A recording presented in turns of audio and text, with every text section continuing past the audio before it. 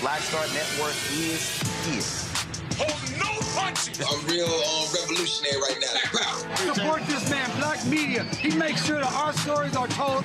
Thank you for being the voice of Black America, Roland. Stay black. I love y'all. All momentum we have now, we have to keep this going. The video looks phenomenal. See, there's a difference between Black Star Network and Black-owned media and something like CNN. You can't be Black-owned media and be scared. It's time to be smart. Bring your eyeballs home. You dig?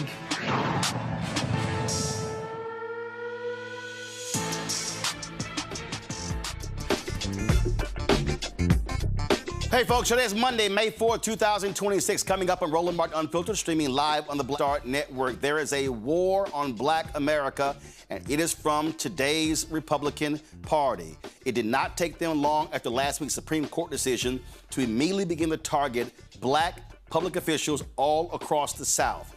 We will talk with folks from Texas, from Alabama, Mississippi, Tennessee, Florida, about what is going on and how they're being impacted.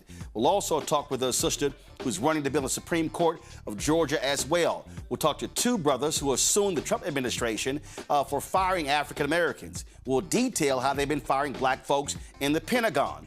Michael Harriot of Contraband Camp will join us to talk about how Trump's budget destroys Black America. And Stephen A. Smith told Cam Newton he would love to see every Black person vote Republican in order for them to pay attention to Black folks. Well, Stephen A. is wrong. I'm going to explain to him historically how we did that and how Black people are voting Black interests. The conversation for the next 2 hours is not about a D or R. It's not about an elephant or a donkey. It's about Black. And that's our focus. It's time to bring the funk on Roland Martin Unfiltered on the Black Star Network. Let's go. He's got it. Whatever the miss, he's on it.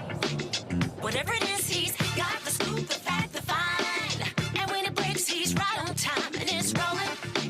Best believe he's knowing. Putting it down from sports to news to politics. With entertainment just for kicks, he's rolling. It's on Go Roll, y'all.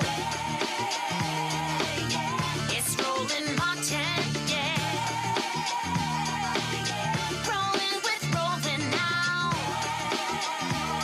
He's funk, he's fresh, he's real, the best, you know he's Roland Martin now.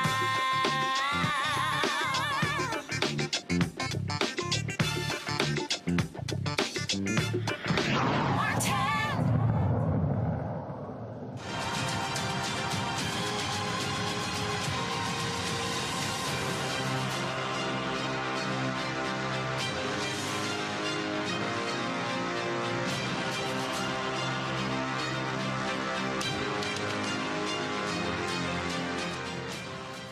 Folks, what we have seen over the past several days is the Republican Party saying we don't give a damn about African Americans. The actions taken have nothing to do with party. It's about limiting Black power. What we have seen over the past decade as the Republican Party angry that Black people were voting in huge numbers when Obama was elected in 2008 and 2012. And what they have done is target Black folks since then. We have seen voter IDs shutting down of various polling locations. We have seen them purging voters. What we have seen is a continual attack on the power of Black folks. The mistake that people make is they keep saying that, oh, you're shilling for the Democrats. You're trying to get us to support Democrat. No, our choice is very simple.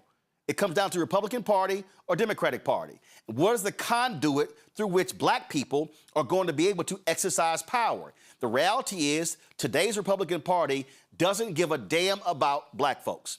This is not the 1800s. This is not the early 1900s. What this party stands for today is to limit Black people's political power. And the Supreme Court decision, the Louisiana versus Calais decision, shows us this. Not even 24 hours after that decision came down, we saw Republican state legislatures all across the South announce special sessions. We have seen it in Alabama, Tennessee, Mississippi. Florida took action before the Supreme Court decision. The Mississippi governor actually said before the decision came down, we should call the session because we know how they're going to rule. Folks, we need to call this what it is, and that is an absolute attack on Black America by the Republican Party. And there should be a state of emergency in Black America with what is going on. What we should be looking to is having a freedom summer where we are educating, informing, and enlightening folks, signing people up. This must be the most aggressive Black voter campaign since the Civil Rights Movement. I kid you not. I am not sitting here being hyperbolic. What I'm saying that what we are witnessing are folks who want to cement white power, white supremacy. And this conservative right-wing Supreme Court is allowing Republicans to do that. They're instituting their will as opposed to what Congress decided with the passage of the 1965 Voting Rights Act. And so we must be responding in the most aggressive way possible. Let me first bring up as my guest, Kabir Kareem. He is the chair of the Mississippi Legislative Black Caucus. I'm glad to have you on the show. Here's the deal. We've covered the elections most recently. You had some special elections in Mississippi where the courts ordered the elections to take place that broke the Republican supermajority. We've seen the courts rule Supreme Court cases as well. The reality is your state, the higher percentage of Black folks in any state in the country, and Republicans, they want to wipe out this congressional seat of Congressman Benny Thompson, and they're going to wipe out state Senate seats, state representative seats, and seats all up and down the board. This will be the greatest loss of Black political power in Mississippi since the 1890 Constitutional Convention. First of all, thank you, Roland, for having me on your show today. You're absolutely right. These folks have lost their minds. They're already in the process of putting things in place. Even before the ruling came out, they had called a special session to handle a Supreme Court district where we only have one Supreme Court representative just on and we want another one. And so I really don't know what the governor is going to, what this special session is going to be about.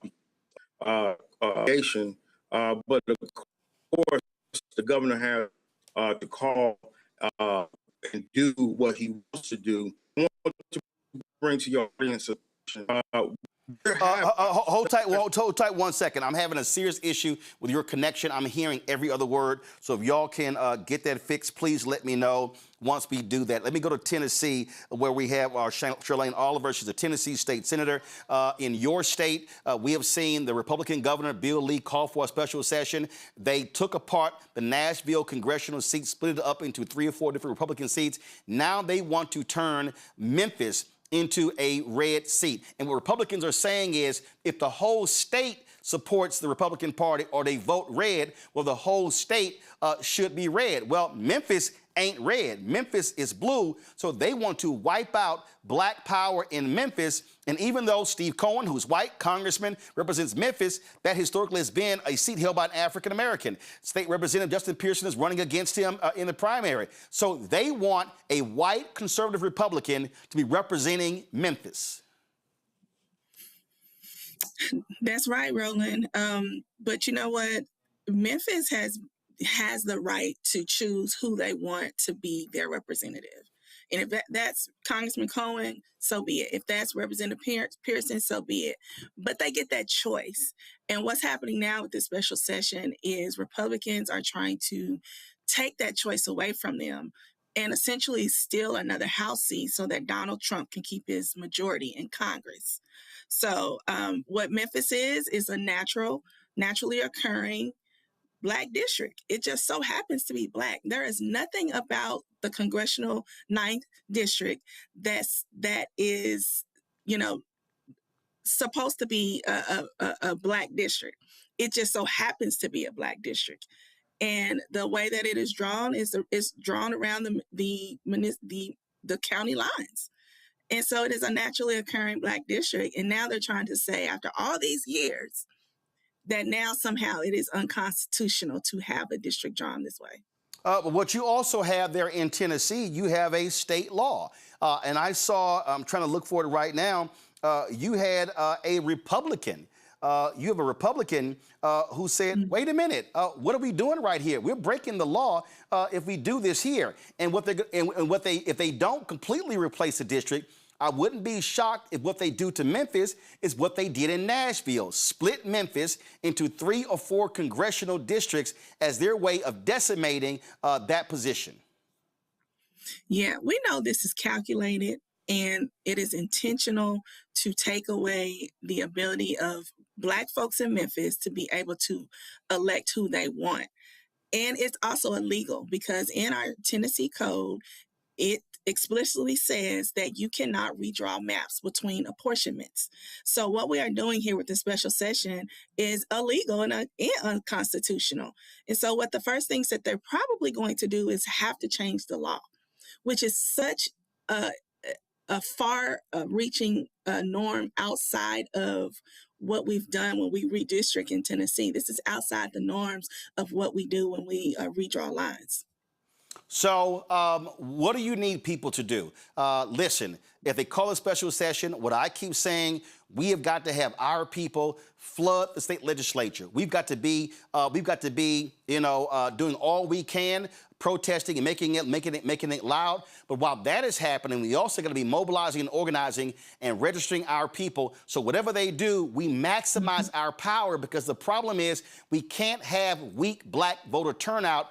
Tennessee, like every other southern state, they must feel maximum Black pain at the ballot box. And that means showing up in numbers that we have not seen since the election of Obama in 2008. That's right. We need people to, first of all, wake up to what's going on. We are in the Civil War. We are not doing it with bullets. We are doing it with the ballot at this point, and they are redrawing maps to do it. So we need people to show up at the Capitol in droves from Memphis to Mountain City. And this is just not a fight for Memphis to fight on by themselves. We need the entire state to show up, pack the Capitol, let them know that we're not going for this. And look, the Republicans started this. They set the new precedent that the gloves are off. So we need to match the energy. So this is not the time to be cute and conform. This is the time to rise up and say, look, we're not going for this, hell or high water. Absolutely. Senator Oliver, keep us abreast of what happens in Tennessee. We're going to be covering this. I know people are planning rallies, so we want to be able to live stream that stuff because we need all of our people completely engaged, because I keep trying to explain to folks that when you wipe out Black political power, you're wiping out access to billions of dollars in the legislative process when it comes to the city, the county, the school board, the state, the federal as well. And so folks need to understand that this is real. This is absolutely a state of emergency in Black America. We appreciate it. Thanks a lot. Thank you. I'm going to go back to Mississippi. We have Representative Kareem, so glad to have you here. So here's the deal. Your state, 38% Black. And so what these white Republicans in Mississippi are likely going to do is they're going to say, we don't give a damn if that's the case. They want to wipe out Black political power. And I'm telling you, this to me is very similar to what happened in 1890 when those white racist Dixiecrats were upset that Black people kept winning in Mississippi.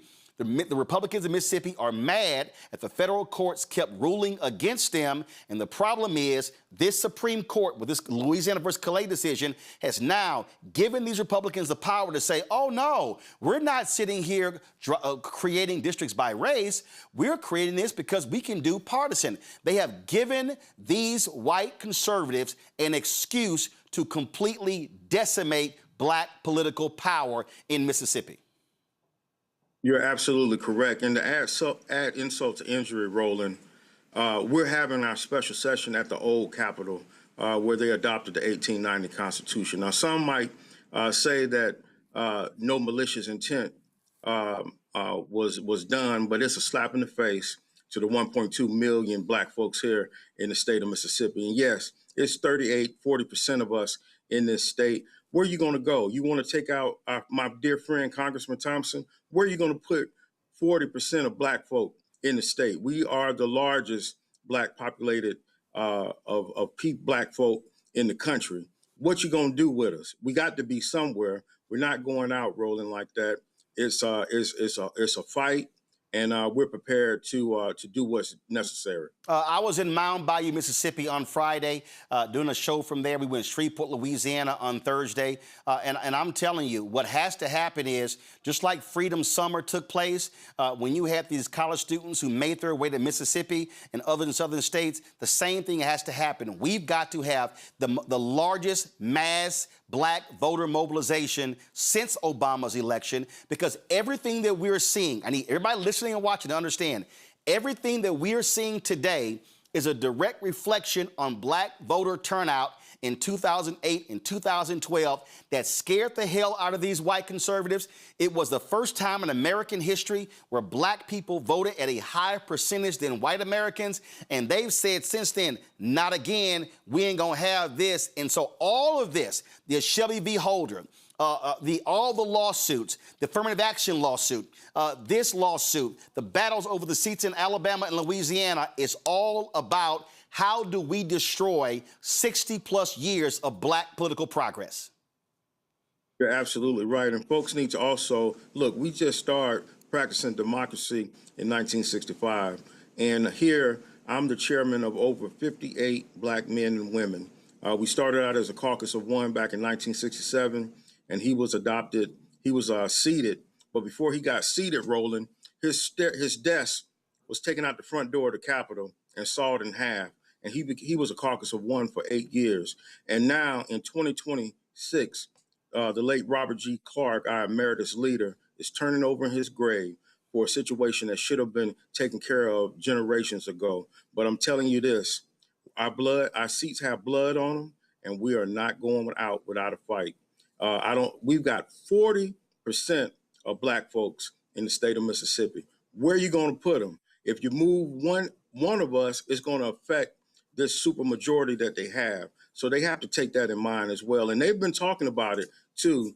I saw a very conservative person running for governor saying, don't be so quick to move any lines because it can mess up the supermajority that we have in the state of Mississippi. But we have to fight, Roland. We have to inform the public.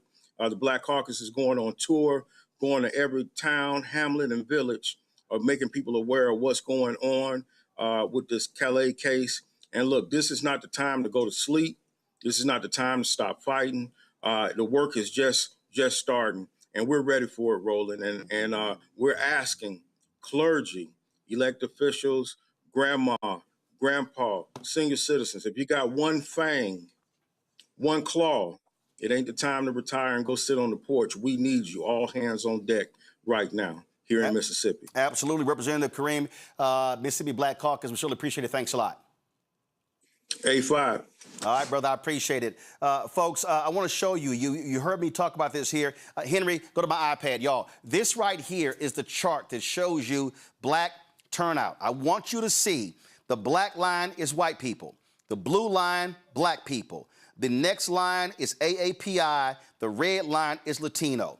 You will see right here, this right here, when you see that black line higher than that blue line, that means that black people in 2008, now it dropped in 2012, okay? It dropped in 2012, but in 2008, that was the first time in American history that a larger percentage of black people voted in a presidential election than white people. Now, you see what happened in 12, 16, 20, and 24. You saw a dramatic drop-off of black voter turnout from 2008 and 12 to 2016. You saw it go up in 2020 due to COVID. Then you saw it go down in 2024 when it was Vice President Kamala Harris running against Donald Trump. They have been seizing on this. And so when you see the stories about Donald Trump's black voter turnout, understand his number looks big when you had in the aggregate, the numbers actually drop. And so we have to understand that our decisions to sit on the couch, our decisions not to vote, our decisions to check out of a political process has played a role into where we are right now. Let me bring in right now the head of the Color of Change. I want to bring her in right now. They are launching an initiative next week that speaks to the need to voter turnout. Nadine Smith is president and CEO of color of change. I've been saying, this is a state of emergency. I need black people to wake the hell up, because what this is all about, this is not all a few seats. No, they want to wipe out anywhere from 19 to 24 members of the Congressional Black Caucus. But also, as we just heard in Mississippi, this is going to impact state senators, state reps, county commissioners, city council members, school boards, water districts. Wherever you have black representation, it's going to be impacted. So this decision, not only by losing that black political power, now you're losing access to the people who are going to be putting your interests in play up and down the political spectrum. So we're now talking about potentially billions of dollars being lost from black communities by not having black representation. And it's all because Republicans are saying we have to take out these black folks because they say too many of them vote Democratic, so we got to take them out, and they're going to use it, Nadine, under the disguise. Alito has allowed them to say, oh, no, we're doing this because they're Democrat. No, they are basically saying we're going to return more power to white voters than these black folks. Well, Roland, you're absolutely right.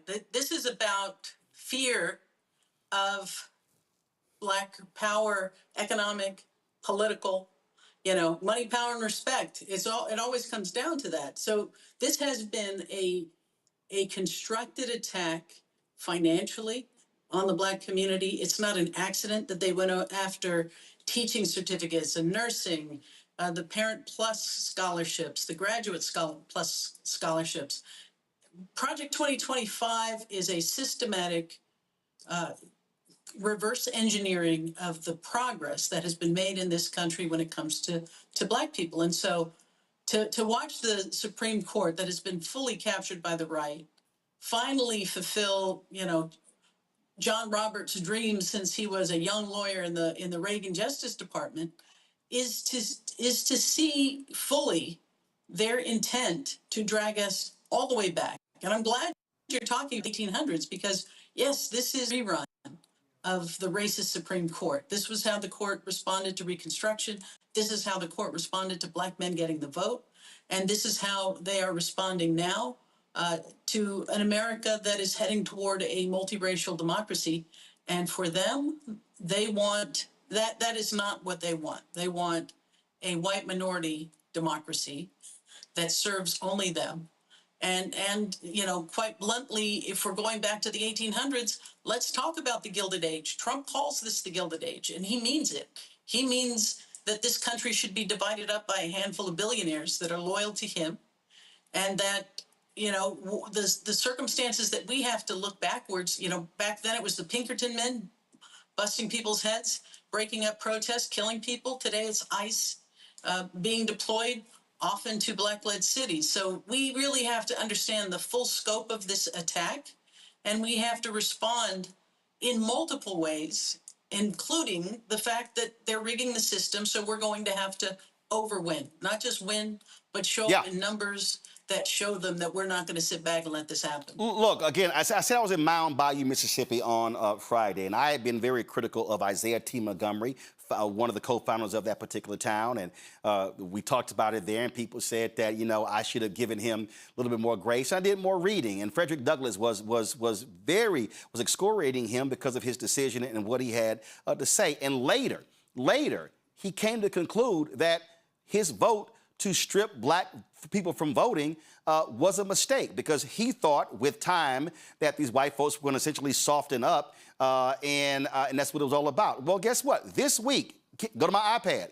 This week, Clarence Thomas will set a record as the second longest Supreme Court justice in American history. And the reality is, what the white conservatives have done is use a black man to completely eradicate the power of black people. If you look at a lot of his rulings when it comes to death penalty cases, when it comes to the ability to sue various states, when it comes to voting rights, we talk about Chief Justice John Roberts, who always wanted to get rid of the Voting Rights Act.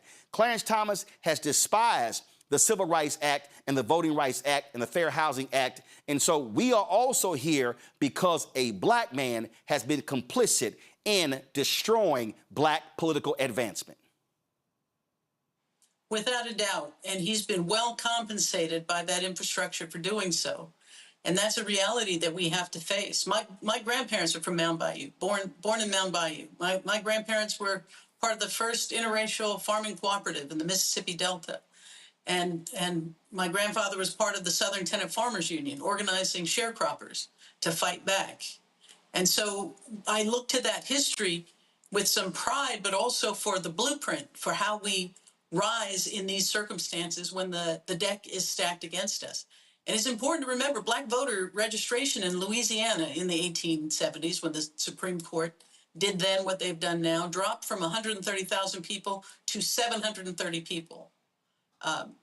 Because they put these onerous voter identification requirements, literacy tests, et cetera. And so we know the playbook. And when you know what your opponent is about to do, you have an obligation to outflank them. And that is what we're going to do. So yes, it's about registering voters, but it's about engaging people who've never thought of themselves as having a stake in this system. And it's about talking about a future that isn't simply rebuilding everything they've destroyed as they plunder our economy and line their own pockets. It's about building the America that excites people about being part of it. So that's the work that is ahead of us. Not simply talking about partisan politics, but about a future where people can see themselves in it, where they can see a financial security in that future, where they can see political power in that future, and where they can see respect. Money, power, and respect. Once they take your money, once they take your political power, they're going to take your respect as well. Tell us about this voter registration campaign that Color Change is going to be launching. Yeah, so we're going to be registering voters in the South, and we're going after, as I say, the voters, not just the folks who have moved and haven't registered, but we're really going to go after folks who Black people who we need to have this conversation with, who need to understand what the stakes are. Because, there are a lot of people that say, listen, nothing much changed in my life, regardless of who's in the White House. Well, this is about who's in your city hall, who's in your county commission, who's in your mayor's office. Every single seat, everything that affects your life is being determined by these maps that they are drawing and their ability to neutralize our vote. So we have a huge voter education process ahead of us, but we're not going to shy away from talking to the people who've lost faith in this system to show them that they have power. And if they didn't have power, this Republican Party, this Supreme Court, everything in their power to make sure you don't exercise it. Keep us abreast what that looks like so we can amplify, get the word out, because I am saying that this is absolutely boots on the ground. There is not a single Black organization in America. I don't want to hear bullshit about no parties, about no get-togethers, about no dances. No, I don't even want to hear, hey, we're having panel conversations. No, every Black organization in this country needs to be having forums and town halls, touching voters, reaching voters, educating voters, registering people. The focus between May, June, July, August has to be inform, empower, and educate and register. And then come September, October for early voting and election day, turn out in massive numbers. To your point, the only way we change this if we completely overwhelm the system. We've done it before, we can do it again. 100%. And Roland, I'll go one step further. If you belong to a church, if you belong to an organization, a Black community organization that is sitting down and sitting this out, you need to find a new home. Absolutely. Nadine, we certainly appreciate the Color Change. Thanks a lot. Thank you. I want to bring in my panel right now, Dr. Ome Congo, Dibinga Senior, Professorial Lecturer, School of International Service, American University, author of Lies About Black People, How to Combat Racism, out of D.C. Thelma Anderson, creator of the Public Opinion Court, author of Shut Up and Prosecute, out of Dallas. A. Scott Bolden, a Washington, D.C. based attorney. Glad to have all three of you here. Ome Congo, I'll start with you. I'm telling you, this is game on. When I look at Freedom Summer, in 1965, same thing has to be happening right now. When I look at marches and organizing and mobilizing, it has to happen. This is not a moment where we have influencers and others who are just talking on Instagram and TikTok and Threads and going back and forth. No, this is about planning, organizing, mobilizing, educating, because people need to understand, and I need millennials and Gen Z and Gen Alpha to understand, they want to lock in white supremacy for the next 50 to 100 years. And the only way you combat that is if a massive black voter turnout happens? Look, everything that the Republicans are doing right now, that the Supreme Court is doing right now, it's all been planned.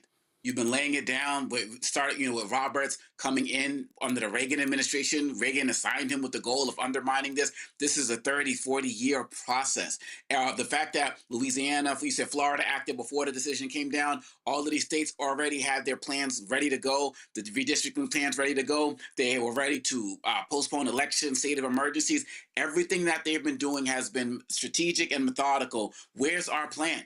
And how much more power are we willing to lose? How much more power are we willing to use as it relates to Congressional Black Caucus, as it relates to some of the local seats that was being discussed here as well, school boards and all of that? I finally feel like with the elections of 2025, some progress was being made across the country with the Democratic wave and some of these local elections that were being won as well, in addition to the state ones. But you see the Republicans always come back harder. And so, the Democrats need to be on board stronger, but black people specifically, we're spending all of this time talking about, Megan Thee Stallion and Klay Thompson, and spending all of this time talking about this artist or that rapper or this athlete. And at the very moment it's happening, all of the progress we've been made is being undermined and stolen right in front of our face. And they're not even firing a single shot like they did in the 60s with people trying to get their vote, get their rights to vote. They got poll taxes in the face of these new state IDs, these passports that are about to have Trump's faces on it. They're doing everything strategically to meet the 2026 standards. And we're sitting here twiddling our fingers, not paying attention to what's being said on the Black Start Network and in all of the other spaces where there are black people who actually give a damn about our future. It pains me to be living in a society where my children are having less rights than I did, even than my parents did. But that's where we are right now, and it's only going to get worse if we don't wake the hell up right now. Absolutely. And Scott, when we look at, again, what happened, if you study the Black Freedom Movement, what you saw after Brown was Board of Education 1 and 2, you saw Supreme Court rulings, but you saw lower courts really interpreting that decision or executing that decision. You saw the injunction that was created out of that. You saw African Americans going to the federal court, enforcing the laws of the land, and white conservatives could not stand that. And so they said, we have got to put together our own people where we control the courts. And that's what the Federalist Society was all about. That's what Scaife and Mellon and the Heritage Foundation was all about. It was about, hey, let's control the political process and the judicial process. And so that's what they're doing. And so, again, the Supreme Court can make whatever ruling they want to make, but the one thing the Supreme Court cannot do, they cannot deny people the right to vote. So our way, our only way, Scott, of responding is to overwhelm the ballot box. And again, we've done it. This ain't our first rodeo, but we have really got to be engaged now. Yeah, there are 2 points I want to make, Roland, because, and you've covered them, I think, but I want to cover them with specificity. One is voter education. You're right, we got to overrun the ballot box, but the mindset of our communities has got to get right. You know what they say. You know what black men and women say. Government officials aren't going to make a difference. I don't like any of them. It's not going to make a difference for me locally or at the state level, especially the president. And so there's a lot of voter apathy out there. We can no longer afford it. And so on the ground, we need that voter education when we're in the streets and marching, because that's an important component, but it's got to be a voter education. Better yet, a voter value piece to this as to why it makes a difference. You and I talk about it all the time. We are super voters, we're intellectual voters, but those brothers and sisters on the ground that are grinding, that are working class, poor folks, or people who want a better life where politics and economics and the laws can make a difference in their life, but they're not super voters. We got to get them to be super voters. And then with lawyers, the National Bar Association, even the ABA, we got to parse through these Supreme Court decisions and carve out adjustments, carve out carve-outs that say that Supreme Court decision did not gut Section 2. It may have practically, but we've got to create some creative arguments that say not so fast, and then approach the Article 3 courts with these carve-out arguments that may slow this train down. And instead of us moping around and saying, oh, they gutted it, they gutted it, they gutted it, how are we going to fight that? That ought to be our legal game plan or the component of this multi-pronged approach. I hope the National Bar and the ABA will come together on this and try to carve out those carve-outs. It's a multi-pronged approach. Of course it is, and Thelma, but my whole point is when I talk about educate, inform, enlighten, that means that black elected officials, churches, community groups, there should be weekly sessions everywhere in every city somewhere. I don't care. Every city across the South, every week, somebody should be having a teach-in. Somebody should be having a voter education mobilization a meeting where people are able to come out and we walk people through the electoral process, how what happens on the city and the county and the school board and the municipal and the DA and the judicial and the state and federal impacts your daily life. We can't assume people know this stuff. I can't, voting is the end of one process. Before voting, I got to get you registered. Before I got to get you registered, I got to get you informed and educated. And so that, to me, I've been saying is the missing piece. We have too many people hoping people show up. No, if you're in Houston, if you're in Dallas, every week between now and November, somebody should be having a voter education training session every single week. That's how it must start. You're absolutely right, Roland. And after seeing what I already knew what was going to happen with the Supreme Court case that was from Louisiana, I received a little bit of hope this weekend. And that was in the form of my 9-year-old twin niece, who sat me down and told me about the importance of Martin Luther King Jr. And I said to myself, the same thing that you said when we are in the middle of a new era of civil rights, and we have to put boots on the ground in order to salvage what these Republicans have intentionally done. We saw the writings on the wall in 2013 when the gerrymandering case went to the Supreme Court. And guess what the Democrats did? Sat on their ass. Black people can do only so much, and that's what we have to understand. We do our part. We don't worry about whoever is on the other side. We have to do our part. We have to show up. We have to educate. We have to energize ourselves, because we know when we do, we plays no games each and every time. When we looked at what happened at South Carolina State and how those kids saw that they needed to mobilize by 4:30 that day, in less than 24 hours, they received results. If we are not putting the resources into our HBCUs at this moment to mobilize and energize our up-and-coming politicians, doctors, lawyers, nurses, engineers, who are going to be our voice, we see what they're capable of doing. We have to stop with the cherry picking of who we're going to put in position to lead us to the finish line. This is not the time. We knew that this was coming. We know the Democrats are not going to save us. So we have to save ourselves. And the way that we do that is educate, showing up. If we are able to get on social media, baby, you better post something about the importance of voting each and every day. There is no excuse. We need to flood the algorithm, because if we don't, if we miss an opportunity not only to the grassroots, but to technology, they are going to continue to outpace us. Yep. We have to, because we are in dire need at the end of the day. We are. All right, folks, I got to take a quick break. When we come back, we're going to talk to two brothers who are suing the Trump administration for removing them from their appointed positions. Also, we're going to show you how Trump and Republicans have been targeting black folks in the military. Later, we're going to talk to Michael Harriot, how Donald Trump's budget is specifically targeting everything black. We're going to break this thing down for you. We're also going to hear from people in Texas who are organizing Freedom Summer. We're going to talk with the sister who is running for Georgia Supreme Court. And so it's a lot we're going to be covering. Also what's happening in Alabama. Folks, this entire 2-hour show is focused on how the GOP is a war on black America. I'm also going to play you something Stephen A. Smith said about how he would love for every black person to vote Republican. I'm going to walk you through the history regarding that and also show you present day how today's Republican Party is absolutely and completely anti-black and pro-white voter. Folks, you're watching Roland Martin Unfiltered on the Black Star Network. Back in a moment.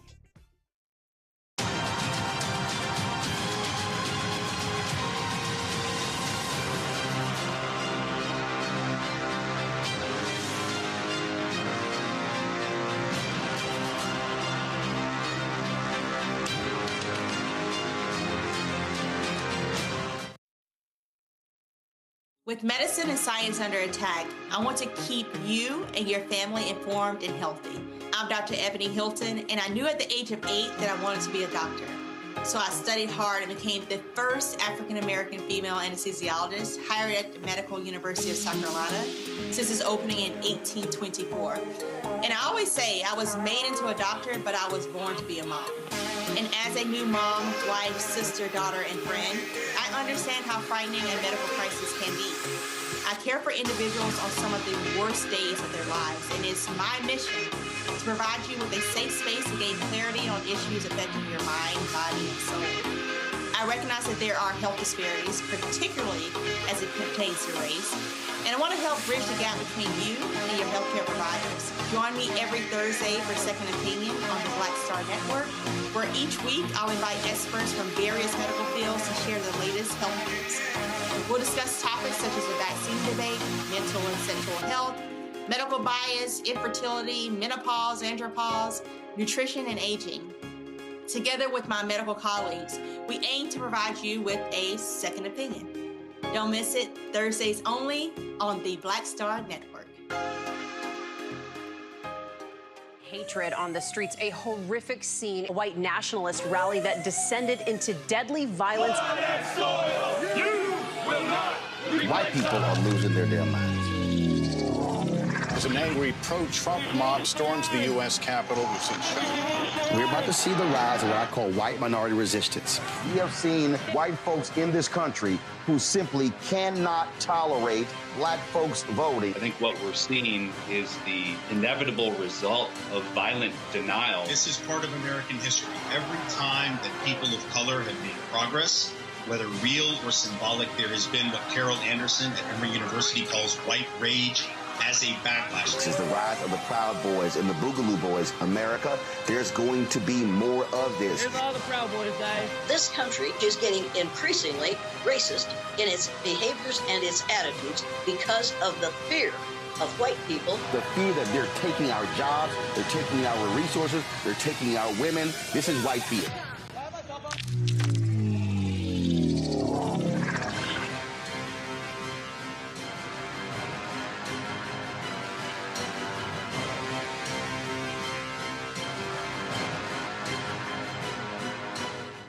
Hi, I'm Swing Cash, Basketball Hall of Famer, and you're watching Black Star Network.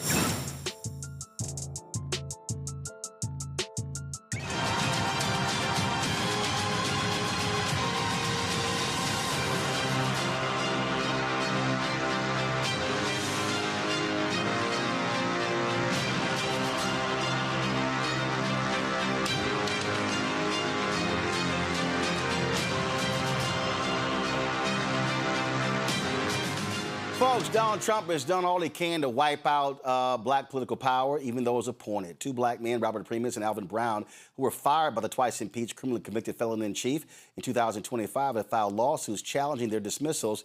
They argue that the White House did not have cause for their firing as required by law. Primus was a member of the U.S. Surface Transportation Board. Brown previously served as the vice chair of the National Transportation Safety Board. Both men claim the dismissals are part of a broader pattern of discrimination against black leaders within the government. They both join me right now. I'm glad to have both of you here. Alvin, we had you in previously, and when you look at this here, Donald Trump went after the sister on the Federal Reserve.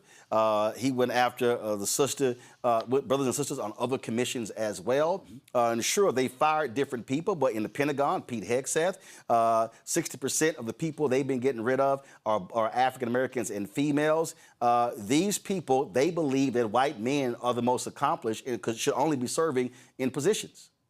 Well, you know, we're presenting with some troubling patterns all across the independent agencies. Black board members and commissioners have been removed at a highly disproportionately rate, and that's unacceptable. We know that at the end of the day, it's unacceptable, and that's why we're fighting hard to make sure that this doesn't happen again. No one get discriminated again. You know, it is, you know, targeting black leaders undermines the integrity and credibility of these institutions who's worked so hard to make sure that they bring on the best and the brightest, and that's African Americans. They are professionals, and we can do better than that, and it's unacceptable. And Robert, let's just be real clear what's going on here.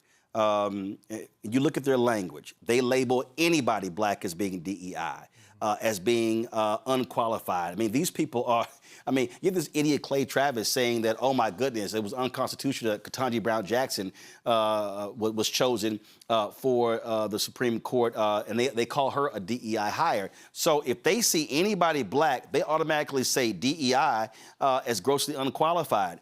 There's an absolute targeting of black people by Donald Trump, MAGA, and today's Republican Party. Absolutely, especially in this administration.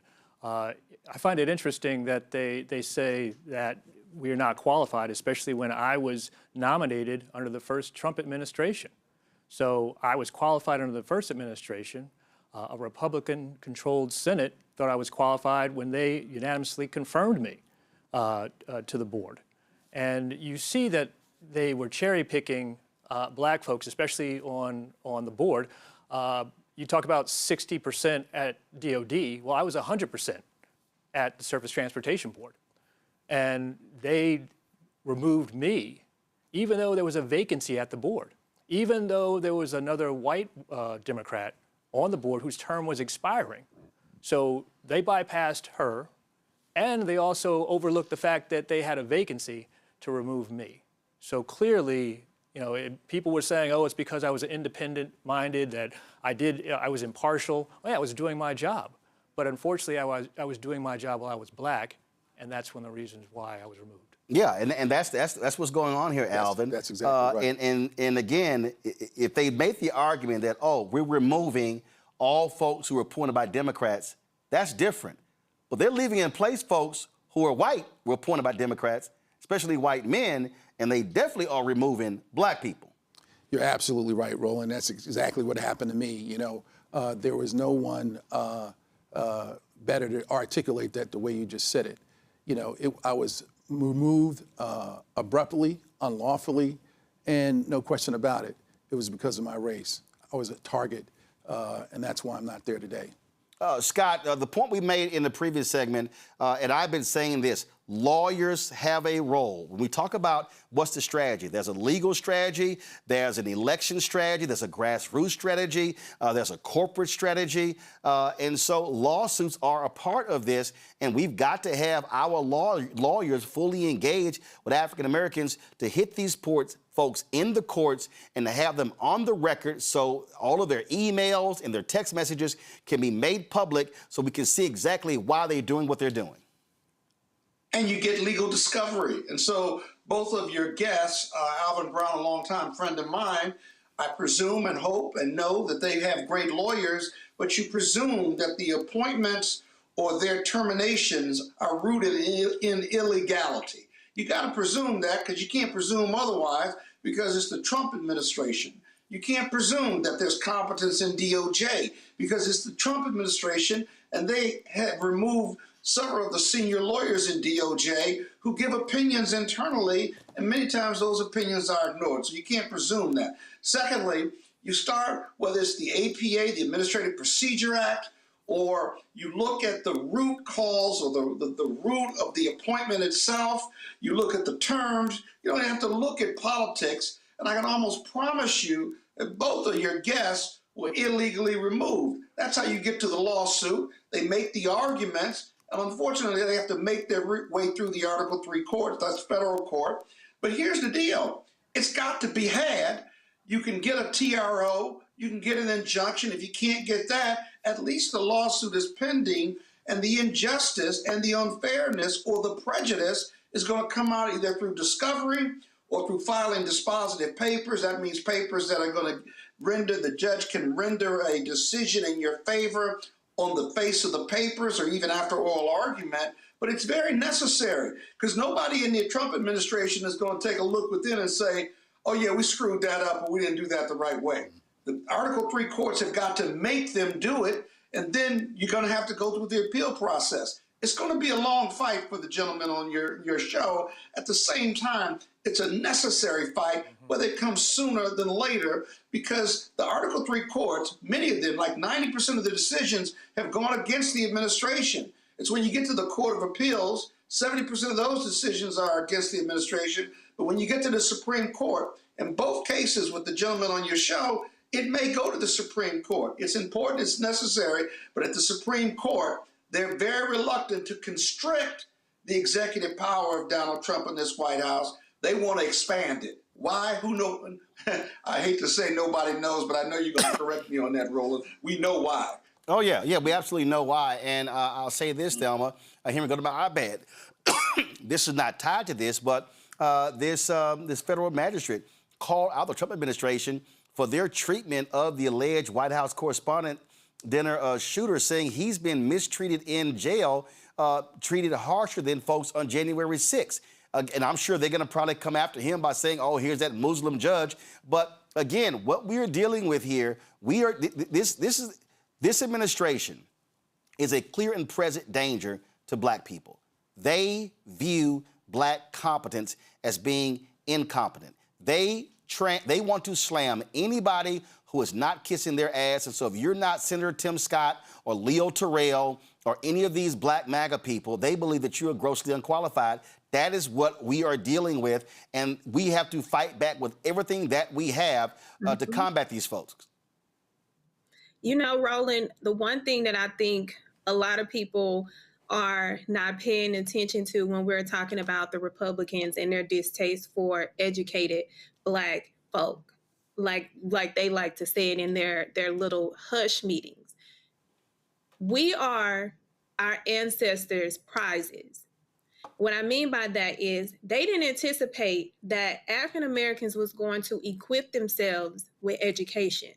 We have more lawyers, more doctors, more nurses, more engineers, more teachers, more educated black folk than they anticipated, which means that our proximity to show up and put BTA, belt to ass, when you are trying to play in our face to take our rights away, they had to figure out a different strategy. So guess what they do? They go and they rip out the seats. They go and redraw maps. They go and do everything possible to try to stop us because they are afraid of our power. We got to stop being afraid of our power. We got to speak up. Be unapologetic in how you show up in the skin that you were born in. Because they are afraid of you means that you show up in your power and show them that, oh, we just not going to sit on the sidelines and allow you to take our seats. We have individuals that can go and fight you in court. We got individuals who can go and save our lives now. You no longer hold the key to African American success, but you will dangle like you do because your access to power and how y'all have equipped yourselves. But make no mistake, we are our ancestors' prizes, and we would never fold when we're talking about taking our rights away. Congo, question? My question is, what are you hearing on the inside from other Black people who are still in these spaces? I've heard across various Department of Education, so on and so forth, that they're seeing primarily white males who are being the ones kept on the job. What are you hearing from people who are still within the administration who are from our community? Alvin? Yeah, so obviously, the word is, and you hit it right on the head, that, they're replacing African Americans with white males, and that's what's happening. That's why since Trump got into office in his second term, over 75% of those who were fired were African Americans. And so they're replacing them with white men. And in some cases, no one's in a position. So that's the problem. And they're afraid for their jobs. Robert and I are the only two people who are suing President Trump. And so that says a lot in itself. But this is bigger than Robert and I. This is really about making sure this doesn't happen again to anyone else, to be removed unlawfully, as Scott Baldwin said, or be discriminated against. And that's why we're fighting for justice. Robert? I piggyback on what Alvin said. I mean, to be honest with you, there are very few Black individuals in the administration and in government that I know at the levels that we're at. Those who are below are keeping their head down. They're hoping that they're not picked, not singled out, like so many of our brothers and sisters have been over the past 2 years.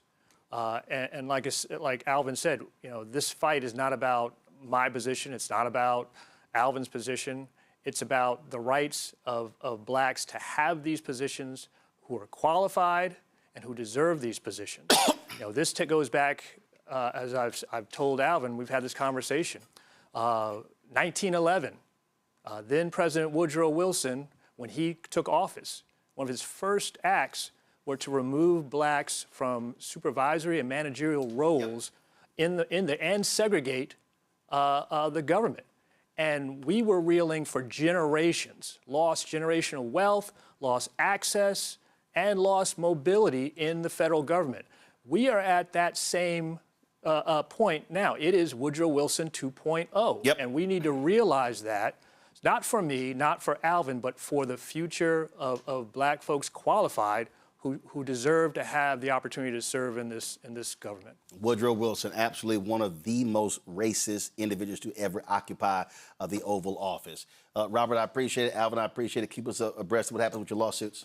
Thank you. Folks, going to go to a break. We come back. We're going to talk about how Trump's budget is anti-Black. We're going to hear from folks out of Florida and Alabama, what's happening with redistricting there. We're going to talk to a sister who's running for the Supreme Court in Georgia. Also, I'm going to walk y'all through the history of Black folks voting Republican. Stephen A. Smith said something on Cam Newton's podcast that captured my attention. I was texting Stephen A. earlier. And I need people to understand, Black people have always voted in Black people's interest. This notion that we just give our vote away to Democrats is actually a flat-out bullshit lie. I'm going to walk y'all through that. You're watching Roland Martin Unfiltered on the Black Star Network. Be sure to support the work that we do. Join our Bring the Funk fan club. Our goal is to get 20,000 of our fans contributing on average $50 each a year. That's $4.19 a month, 13 cents a day. Support this show, the 5 other shows on the Black Star Network. We've had more than 47,000 folks who've contributed over our last 7.5 years. And listen, we don't suppress our content. We don't hide it behind paywall.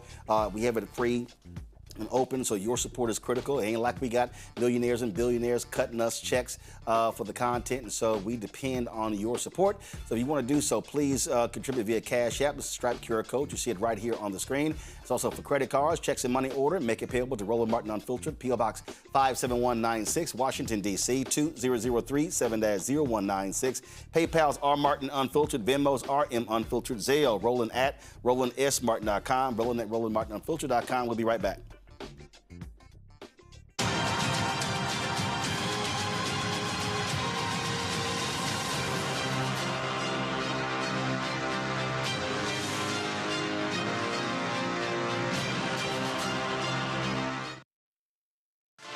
Decade of love, joy, and power. Black Voters Matter is 10 years old, and we are just getting started. This is love with a purpose. This is Black joy in motion. This is unstoppable power. A across campuses, neighborhoods, and back roads. Let's go! We show up not just to vote, but to be seen, to be heard, to belong. We ride together, we organize together. We remind each other that our voices matter, because they always have. Black Voters Matter is about more than ballots. It's about housing and healthcare, clean water and living wages, education, reproductive freedom, and dignity. It's about turning pain into action, turning belief into movement, turning community into power. We don't wait to be invited. We bring the energy. We bring the love. We bring the people. Because when Black communities come together, we don't just survive, we thrive. This is how change happens. This is how history moves. We organize, we build, we win. My name is Bill Duke, and you're watching Roland Martin Unfiltered.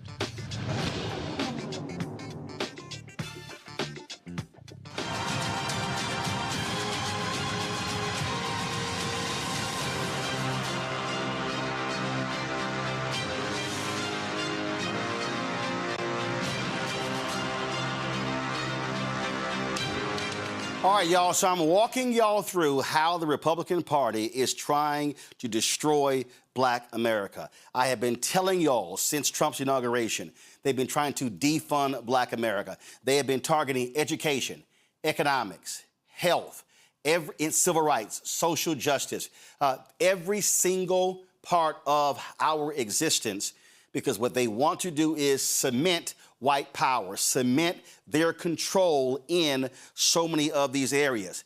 I'm not providing you emotion. I'm walking you through exactly what it is that they're doing. So this battle right now, when it comes to redistricting and gerrymandering, for Florida, it's not a new one. 2022, the last time, Governor Ron DeSantis, literally wiped out Black congressional districts. He forced it through. Republicans didn't want to do it. He still did it. He drew the maps, not the legislature. What did he do this year? The exact same thing. You have folks like Representative Angie Nixon, who was fighting it, who was arguing, but no, he pushed it through as well. This is what we are seeing take place right now with these Republicans in Florida, because they want to decimate power. But here's what's crazy. The Miami Herald has a story that lays out how they are empowering white voters even over Hispanic voters. So this Supreme Court decision, the Louisiana versus Calais decision, really is advancing white rights.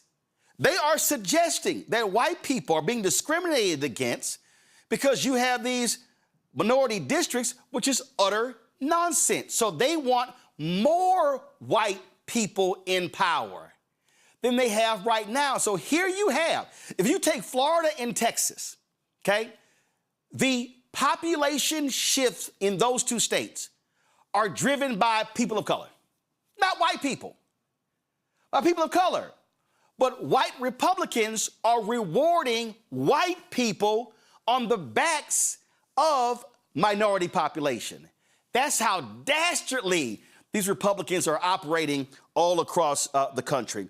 Michelle Rayner is a Florida State Representative. She joins us right now. I'm glad to have you here. Representative Rayner, they drove these maps through, and was interesting. After the House voted, he had some applause. Representative Nixon was protesting with a megaphone.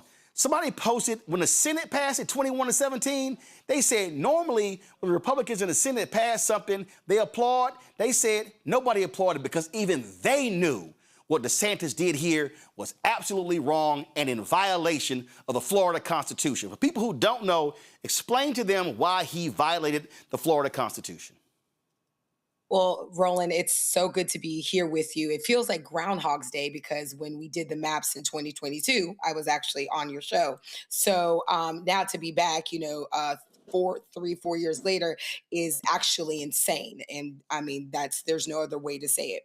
So in 2010, 10, Florida voters voted on the Fair District Amendment, saying that no congressional district, no state Senate district or state House district should be divided up by partisan party or to favor an incumbent. What, if you recall, the night before the maps were even given to legislators, Ron DeSantis, he released the map to Fox News, and it was a partisan map. And the color overlay was the exact map that we voted on Wednesday. It was also the map that his map maker said I was the only one that drew, that we use partisan data, which is in violation of the Florida Constitution. And also furthermore, it is the legislature's job, it's under the legislature's purview to draw maps to have this process go forward. Now, the governor can offer whatever map he wants, but this map was basically said to us, we're giving you this map. There's no meaningful legislative input. There's no meaningful debate. And in fact, they refused, the map maker and the governor's attorney refused to go under oath in the Florida House. And Republicans allowed them not to go under oath when asking questions. So right now you have a governor that has said the quiet part out loud since he's been in office. He has told us even before he got into office, when he was debating Andrew Gillum, when he said, Florida, don't monkey this up, to the point that we're at now. And he's a lame duck governor. So the quiet part is actually happening in real time. Yeah, and I need people to understand, again, they stole black seats last time. They want to eliminate black seats this time. They want to decimate Hispanic voters. This map in Florida is all about increasing white power in Florida. Exactly. The map is shameful. I mean, you have districts. So, for example, if you look at Central Florida, you have folks in Orlando proper, all the way down to Lake Okeechobee, which is, for those who do not know Florida, I mean, that doesn't even make actual sense. You have folks who don't have the same needs, the same interests. You are eliminating Democratic districts, those districts that are driven by Black voters, and those districts that are often elect Black congressional members. You have literally chopped it up. And it was literally unbelievable, because I don't know if you had an opportunity to watch any of the bill sponsor answer questions in the House. She could not answer a single question when we questioned her on the map. I am a lawyer by trade. I do civil rights work as well. So when we're asking her very pointed questions and following back up, all she could say is, I don't know, because they think they're not going to get deposed. They think that they're going to be safe from a lawsuit. But I have news to tell them. They're not going to be safe. The lawsuits have already been filed. More are coming. And what I would encourage people, and you've said this, while this is happening in Florida, we have an opportunity as Black folks. We need to organize. I say this all the time. We have to organize. We have to mobilize. You have to find a political home. And I don't mean a political party. I mean, whether it's the NAACP, whether it is Equal Ground, whether it's Justice Over Everything, you need to find a group of people, and then you need to vote. Because in the words of Chris Brown, that great philosopher, a lot of us are standing outside of the club hating, and we can't even get in. And we're not getting in because we're not organizing, we're not mobilizing, we're not finding a political home, and we're not voting. Now, last question for you. Where are Latinos? Go to my iPad, Henry. They've cracked. There was a majority Latino district. They've now split them up into two separate districts. Are Latinos making noise? Because when I look at this whole gerrymandering, I see Black folks fighting. Latinos in Florida better realize they getting screwed too. 1,000%. So you have those who are progressive, but also, once again, it's going to take folks who say that they are Democrats to stop leading with being a Democrat and start leading with values and talking to folks. I believe one of your other panelists that was on, she said, we got to kind of step outside of this partisanship, and we got to start talking to folks. Because here's the thing that's happened in Florida. Republicans have taken over the job that Democrats used to do. Democrats used to knock on doors. Democrats used to hold town halls. Democrats used to build relationships outside of an election cycle. Republicans are the ones that are doing it. Now, Black Democrats, some of us are doing it, but we've got to do that as a party. And so I want my, Latino brothers and sisters to understand, just as the train is coming for Black people, do not think it's going to be late for y'all. Do not think that that train will not be on time for y'all, because that train is coming, that train is here, and it is time to make sure that y'all are doing the same thing in the best interest of your people and the things that matter the most to you. Representative Rayner, we surely appreciate it. Thanks a lot.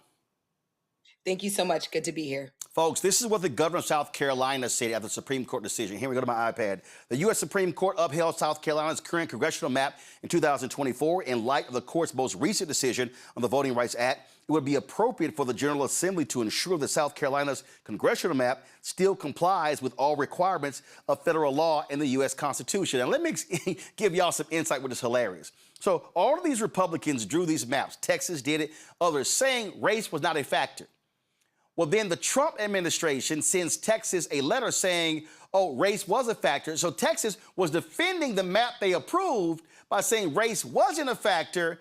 But then all of a sudden they did gerrymandering saying, well, they told us it was. But the court never affirmed that. So then the Supreme Court decision comes down. So they all go, oh, well, now they're trying to say, oh, no. I know we said race wasn't a factor. Now race is a factor, so now we got to change it. And so South Carolina, this is the current map of South Carolina. You see right here, there are 6 congressional districts, and of course, the blue one, that's Congressman Jim Clyburn. So there are a lot of Republicans who want to get rid of that particular district. Joining us right now is South Carolina Representative Hamilton Grant. And we're hearing mixed messages. We saw what the governor said there. I read one story where they're saying, well, the governor is they're saying, well, he's likely not going to call a special session. But Donald Trump is putting maximum pressure on all Republican states, all red states, to do an absolute gerrymander. And Nancy Mace and others, they absolutely want to wipe out Congressman Clyburn's district. We're talking a lot of Black people in South Carolina. Yeah, it's almost like when Donald Trump told the Proud Boys to stand back and stand by. It's how I took what the governor said yesterday about redrawing maps. Now, one thing that I have heard from Republicans is that they have no interest in redrawing the maps that the Supreme Court upheld, because by the time they go through that and fight it again through litigation, we'll be at census time again. And so I don't think that that's what they want to do, but every single Republican gubernatorial candidate is pushing this effort, is pushing this notion that we need to get rid of the 6th congressional district. And Roland, as you just showed, if you get rid of the 6th congressional district with all those African-American voters, they have to go somewhere. And so some Democrats seem to think that if that is where they want to go and that is what they want to do, it could put several congressional districts at play. But it really just depends on how the maps are drawn. Just like your previous guest that we had, our dear state representative out of Florida, you've got some congressional maps that show my county, Richland County, going all the way up to Lawrence in the upstate. Well, those two counties have nothing in common. And so Republicans are doing the most extreme thing that they can to try to eliminate African-American voting power and people of color in South Carolina. I mean, we're talking about a state that's 26% Black, a state that after the Civil War, a majority of the legislature were actually African-American. And so, yeah, what these Republicans are scared of, and we heard this in Florida and even Texas, and really in those two places, it all depends on how Latinos vote. They're scared to death because all of a sudden, if Latinos swing Democrat, let's say 60, 65, 70, and Black folks are 90% against them, if Black people and Latinos maximize their voting power, they could wipe out Republicans. And so these white Republicans are saying, I think what I'm hearing is, hey, leave all them Black people in Clyburn's district, because if y'all start carving up them Black folks, they now could cause us to lose in our congressional seats. And let's move from the congressional seats to some of these state house seats. Yep. For the first time in modern history, we've got all 124 seats that are up for re-election in the House of Representatives are contested, which means you have a Democrat and a Republican running. For far too long in this state, Republicans have done the electric slide through the primaries and into November because there were no Democrats challenging that. Gone are the days of that. Roland, I just stepped out from a gubernatorial candidate forum, and this is the number one issue that they are talking about. Making sure that we are maximizing and turning out the votes so that we can flip seats, so we come out of the super minority in the House of Representatives and gain some more power in the legislature so that we can protect our representation. What we have seen in the past is that Republicans will take powerful black seats with black legislators, put them up against each other, and make sure that one goes home that they can tolerate instead of keeping both of them. And it's game's over for that. We've got to make sure that we've maximized the turnout, maximize the momentum, and make sure that we protect not only our congressional representation, but our House and our Senate representation at the State House as well. And the point that you just said that I have been yelling and screaming, you must maximize your power. We should have black turnout at a minimum 70%. It needs to be 80, 85. And I have been saying, Representative, if black people turned out at 70, 75, 80, 85% of our capacity, we literally sweep elections all across the country. Absolutely. And let me give you this tidbit. South Carolina is the fastest growing state in the country. We're the #1 destination for one-way U-Haul trips, which means people are moving here. Industry is moving here. Imagine if that percentage that you just gave of African-American turnout took charge of what comes to this state, the opportunities that come to this state. We could block data centers from going into our communities and taking our resources. We can make sure that the 5,000 jobs that are coming to Blythewood, South Carolina, from Scout Motors are occupied by African Americans and people of color. We can make sure that kids are going to trade school and graduating high school with associate degrees if they go to a 4-year college or if they go straight to work. African Americans can and must do better in the state of South Carolina, and it's time that we show up to the polls to make sure we protect our representation. All right, then, Representative, I certainly appreciate it. Thanks a bunch. Keep us abreast of what's happening there in South Carolina because we've got to we got to stay on this. Representative Grant, thanks a lot. Thank you, Roland. I appreciate it. Folks, the reason we don't have any representative from Alabama is because they are actually in session. Alabama has started today at this 11th hour special session to change their districts. Roy Johnson is a columnist with AL.com. He joins us right now. Roy, glad to have you here. Let's get right to this here. 92% of all of Alabama's population growth has been because of people of color, and the white Republicans in Alabama, they want an all-white congressional district. They want to wipe out the congressional seat of Shamari Figures, that seat that was created through battles in the courtroom. They want to wipe out Congresswoman Terry Sewell's seat in Alabama. Yeah, and they've been very clear about it. They have been blatant about it. They have not been shy at all. One of their better, hey, we just want to send an all-Republican contingent to Congress. They don't just want every seat at the table else to be in the room. But a democracy is one in which all voices, it is one in which ideas and perspectives are then. All right, Roy, hold tight 1 second. For some reason, you're skipping in every other word. So let's get his signal straight, and so we can get that going. So let me know when we fix this signal. Okay, y'all, Henry, go to my iPad, y'all. So this is Alabama's map, as you see right here. So this is what they want. They want this entire map to be red. So the argument that they are making, and the argument Republicans are making in Mississippi, in Tennessee, even in Florida, is that, oh, because our state is red, then our whole congressional district must be red. Now, y'all got to remember, congressional districts are anywhere from 750 to 850,000 people. So it's not based upon how your entire state votes. So that's their argument. Now, here's my whole deal. Okay, if Republicans in the South are saying that, hey, so goes our state, we should make our entire delegation red, well, guess what? Democrats in Maryland should tell that state Senate president, sit your ass down and take out that one Republican in Maryland. Illinois should say, we're going to make the entire Illinois delegation blue. New York State, we're going to make the entire delegation blue. California should say, we're going to have a 52-0 map. See, you got to fight fire with fire, because what these people want to do, see, y'all, what they're trying to say is, oh, no, we're not wiping out black people. We're making this a Democrat-Republican thing. No, they're wiping out black power. And what we should be telling Democrats, if they go there, you should go there as well. You want to go to war? Let's go to war. Hopefully we got Roy's signal fixed. Roy, you still there? Okay, all right, so we're going to get Roy's signal fixed. Let me know when we have that fixed. I want to pull in Michael Harrod. He's, of course, founder of Contraband Camp.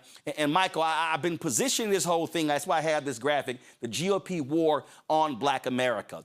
And again, I ain't dealing in emotion. I'm dealing in facts.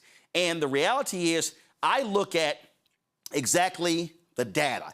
I look at what they are doing. So here's a perfect example. And so I saw this video of Stephen A. Smith on Cam Newton's podcast. And Stephen A. said something that I thought was interesting. Y'all go ahead and roll it.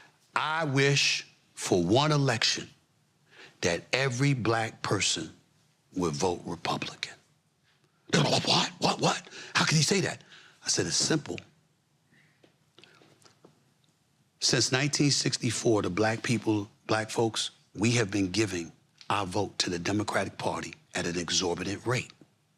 Therefore, they know they got our vote, and they don't have to cater to us as much as we need them to. The Republicans know they'll never get our vote, so they don't give a damn about us.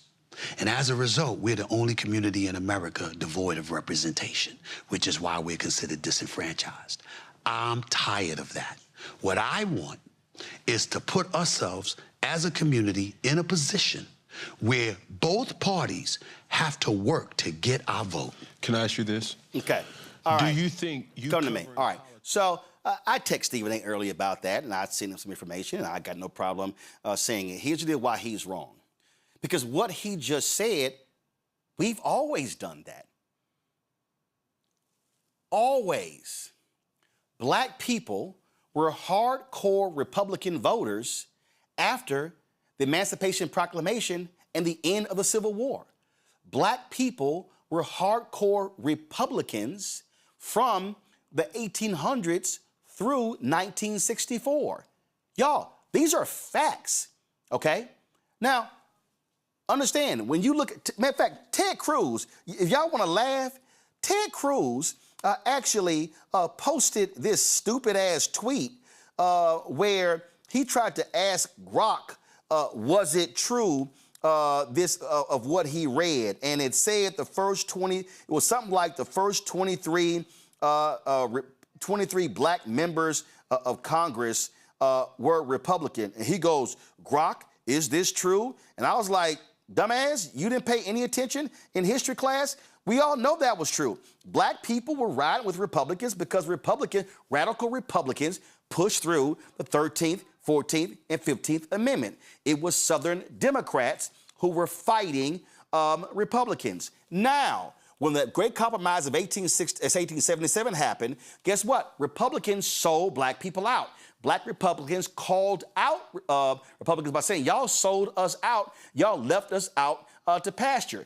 Congressman White gives his Great Phoenix speech. He was the last African-American who was in Congress from North Carolina, and he gave that great speech on the floor of the House. Now, guess what? Herbert Hoover was a Republican president. Herbert Hoover was the leader of the Lily White Party. Herbert Hoover, black people still voted for Herbert Hoover because Democrats were worse. What happens in 1948? You now begin to see Democrats nationally begin to embrace. They put civil rights in their plank.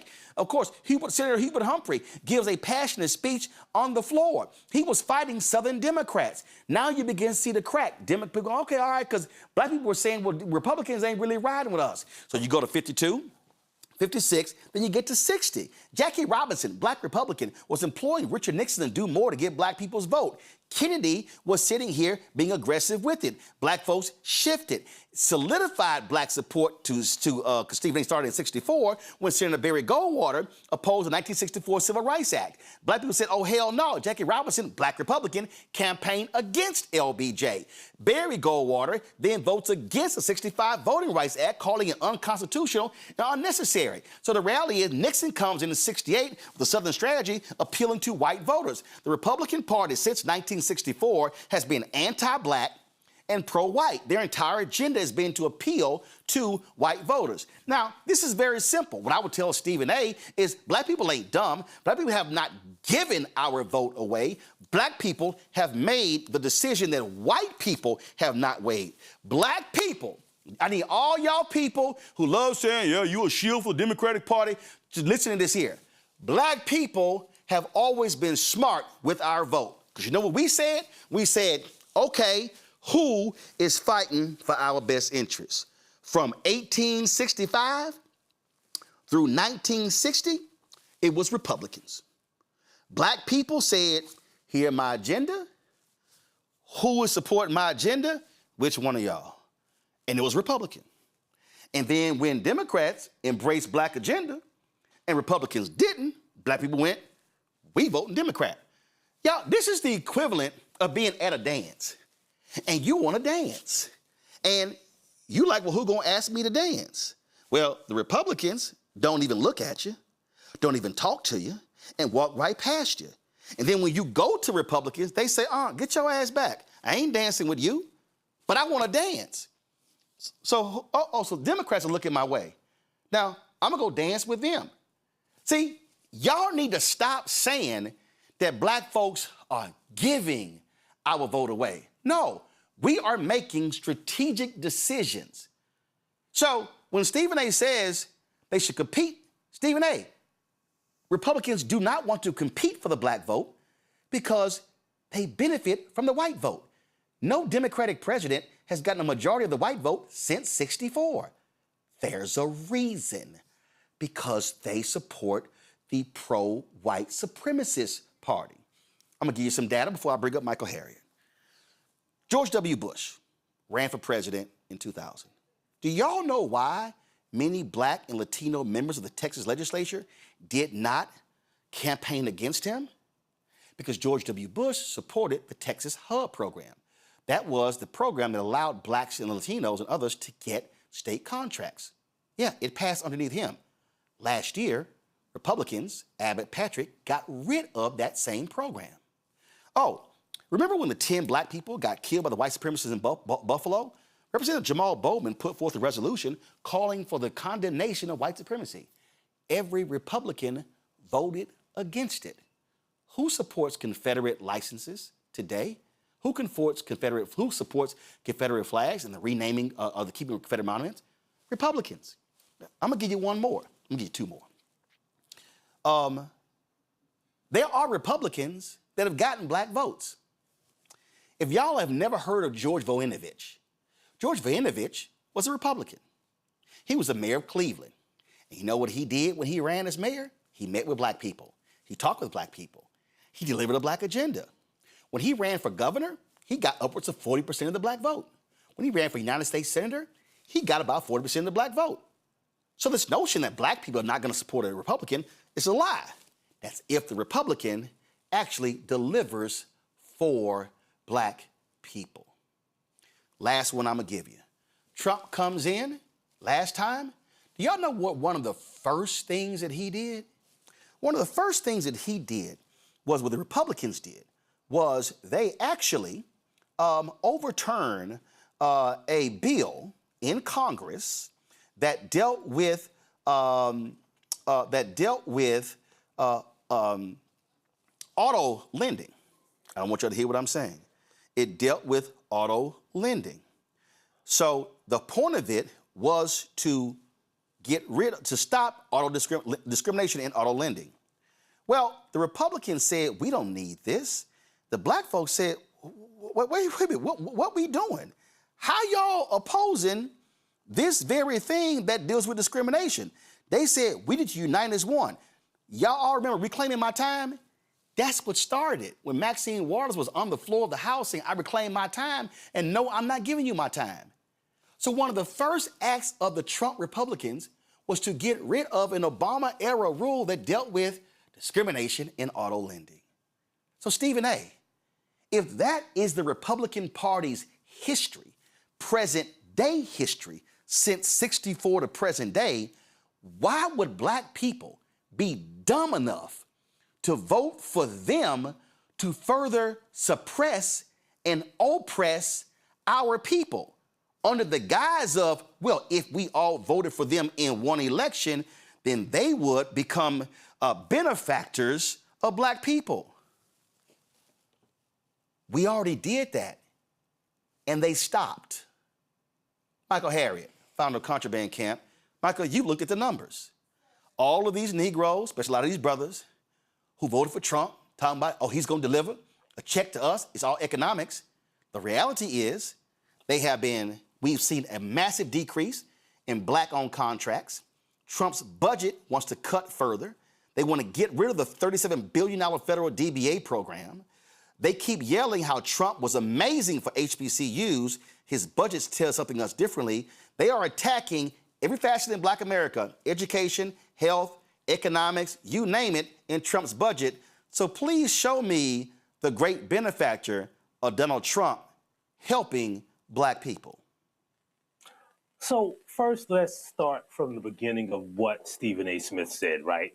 So first of what he said first, and this is a thing that a lot of people don't know, right? So black people did vote for black congressmen, put them in office, but this is the thing that disproves what he says, right? When it came to president, most black people, because, you know, the black people in the South were mostly prevented from voting, but the majority of black voters in 1936 and 1942 voted for Republican presidents for Democratic presidents while voting for Republican congressional members, right? So that tells you that they were deciding who they would vote for. So the majority, ever since they've ever calculated the black vote, there is no time when the majority of black voters have not voted for a Democratic president. They voted for Republicans on the local level.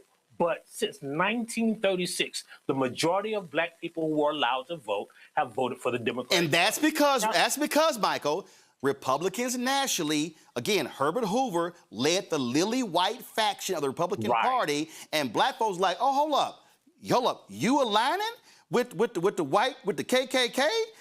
Oh, hell no. And so the shift from Republican Party started with Hoover. Now, granted, Woodrow Wilson, violent racist, but black people said, wait a minute, y'all ain't down with us?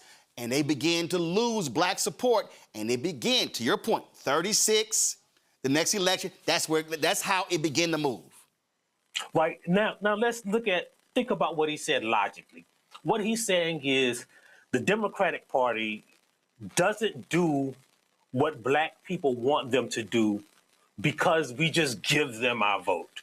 So his solution is to just give the Republican Party our vote, and I don't know what the rest is, right? His solution is, if he says that the Democratic Party doesn't do what, black people want them to do because they get our vote, then by proxy, he must be saying that the Republican Party does exactly what white racists want them to do because that's who gets their vote, right? And so, none of the logic of what he says makes sense. It doesn't make sense logically. It doesn't make sense historically. It doesn't make sense data-wise. It doesn't make sense numerically. He's just a person who's saying stuff on TV. And this is the interesting thing, right? A lot of people think that he's playing footsie with the MAGA party to get these viewers. But, Roland, I'll tell you this. I went and heard Stephen A. Smith give a speech in 2012, and he said exactly this thing. He's been saying this for over 15 years. He's just a Republican. So I think that's what you have to understand when you listen to him speak. He's been running this same game for more than a decade. He's not doing it out of logic or history or knowledge or because he wants to get into politics. This is who he is, man, right? This is what he believes. And I don't think it's a grift. I think he's just a conservative Republican. And my deal is very simple. I deal in facts, not emotion, and the data is the data. And I reached out to you because you did a piece on how Trump is trying to, frankly, defund HBCUs while trying to claim he did the most for HBCUs. But if you go through the budget that Russell Vought, Trump's head of the Office of Management and Budget, presented to Congress, it is an anti-black budget, period. Right. Every year I go through the says, well, this is the things that every budget, Biden, Trump, regardless of the president, does, right? And so our piece comes out tomorrow on the 2027 budget. But instead of going like the top 10 things, I went through every agency, right? So what he wants to do is use every agency to defund the stuff that he can't do with executive order, right? Remember that there was this directive that he signed, right, to take away the changes that Biden made for black farmers. And the court knocked that down. Well, his new budget says, hey, we're just going to get rid of that whole program, right? So he's going to defund that program in the Department of Agriculture. And we think of like the big departments, but this is one thing in every department that's basically anti-black, right? He wants to get rid of every department's Office of Civil Rights, right? He wants to defund anything that has black or indigenous or immigrant attached to it. He wants to defund the Minority Business Development Program, right? A judge said he couldn't do it unilaterally. Now he does it through the budget. So he's asking Congress and these mainstream Republicans, remember, this is not just Trump's budget. He doesn't get to do this unless his colleagues accept this too. So it's not just a Trump thing, right? This is a Republican agenda. Yes. An anti-black agenda that it goes through every agency in the federal government. And that anti-black Republican agenda is the House, is the Senate, and extends down to Republican-controlled states as well. Right, right. And like there are some stuff that you won't hear about on the news and they won't tell you about unless you just dig into it for yourself. For example, right, in the Biden bill that was the American Rescue Act, they had this program, right, called Increasing Land Capital and Market Access Program. It was basically a program that gave funds to nonprofits that helped black farmers retain their land. Trump's budget defunds that, right? And he uses this thing, right, that basically says like they're using it for stuff to buy stuff for bathrooms and soap and all of that. And what's happening is there are a bunch of black farmers who are growing the vegetable that you use to make loofahs and selling them to soap companies, right? And they're making money, right, by selling this product that they grow. It's a farming program. Trump wants to defund it. And he's trying to convince them that, oh, man, they just want you to buy them some washcloths. It's crazy, this budget, when you dig into it, right? He wants to defund anything that has to do with maternal health or health disparities among minority people. It's a very draconian, fascist budget that is tailored to appeal to white supremacy. Absolutely. And so, folks, I want to thank Michael Harriot with the Contraband Camp. I wanted him to walk through. And, y'all, this ain't emotion. This is not us saying, oh, the D's are better than the R's. We choosing donkey over the elephant. No, we're choosing black. And when you choose black, you are smart enough to know who I'm sitting here looking at that's going, well, I can actually speak to my interests. Folks, subscribe to contrabandcamp.com. Contrabandcamp.com, great information that Michael Harriot does with Contraband Camp. Please support them as best you can. Michael, thanks a lot. Thanks for having me. Roy Johnson is still with us, AL.com. Roy, we were talking about Alabama. Republicans are moving swiftly. And again, they could wipe out the two African Americans representing Alabama. And so that would just screw so many black people in Alabama by saying, hey, y'all won't have any representative because we're going to assign you to white members of Congress. Yeah, Republicans here are being very blatant about their desire to wipe out the African American power, to dilute the voting power of 27% of Alabamians in this state by essentially saying, and House Speaker Nathan Ledbetter said this, that this must send all Republicans to Congress, that it has the right to do that. And what they're saying is, yes, we're going to erase Terry Sewell. We're going to erase summary figures. And that if you aren't for us Republicans, then not only do we want every seat at the table, we want every seat in the room. We don't want anybody to be in the room. And I don't know about you, Roland, but for me, a democracy, as I said earlier, is a place where all perspectives are debated and dissected before a fair vote is taken and counted, and they don't want that to happen. So today in the Alabama legislature, this special session that Governor Ivey called right after saying she would not call one, they introduced HB 1. And this bill is not so much a redrawing of maps. It's not a redistricting bill. It is a Hail Mary. It is a contingency bill. 2023, this lost in Allen versus Milligan, when the Supreme Court, this very same Supreme Court, decided that the maps that this state drew were racist, and that it did put a disadvantage to African American voters. And in fact, which was supported by Chief John Roberts and Justice Kavanaugh, the conservative judges, they said Black voters here have less opportunity than other Alabamians to elect candidates of that choice. That is a direct quote from Supreme Court opinion in 2023. Well, now Alabama wants a mulligan on mulligan. They have already tried to get the Supreme Court to lift an injunction.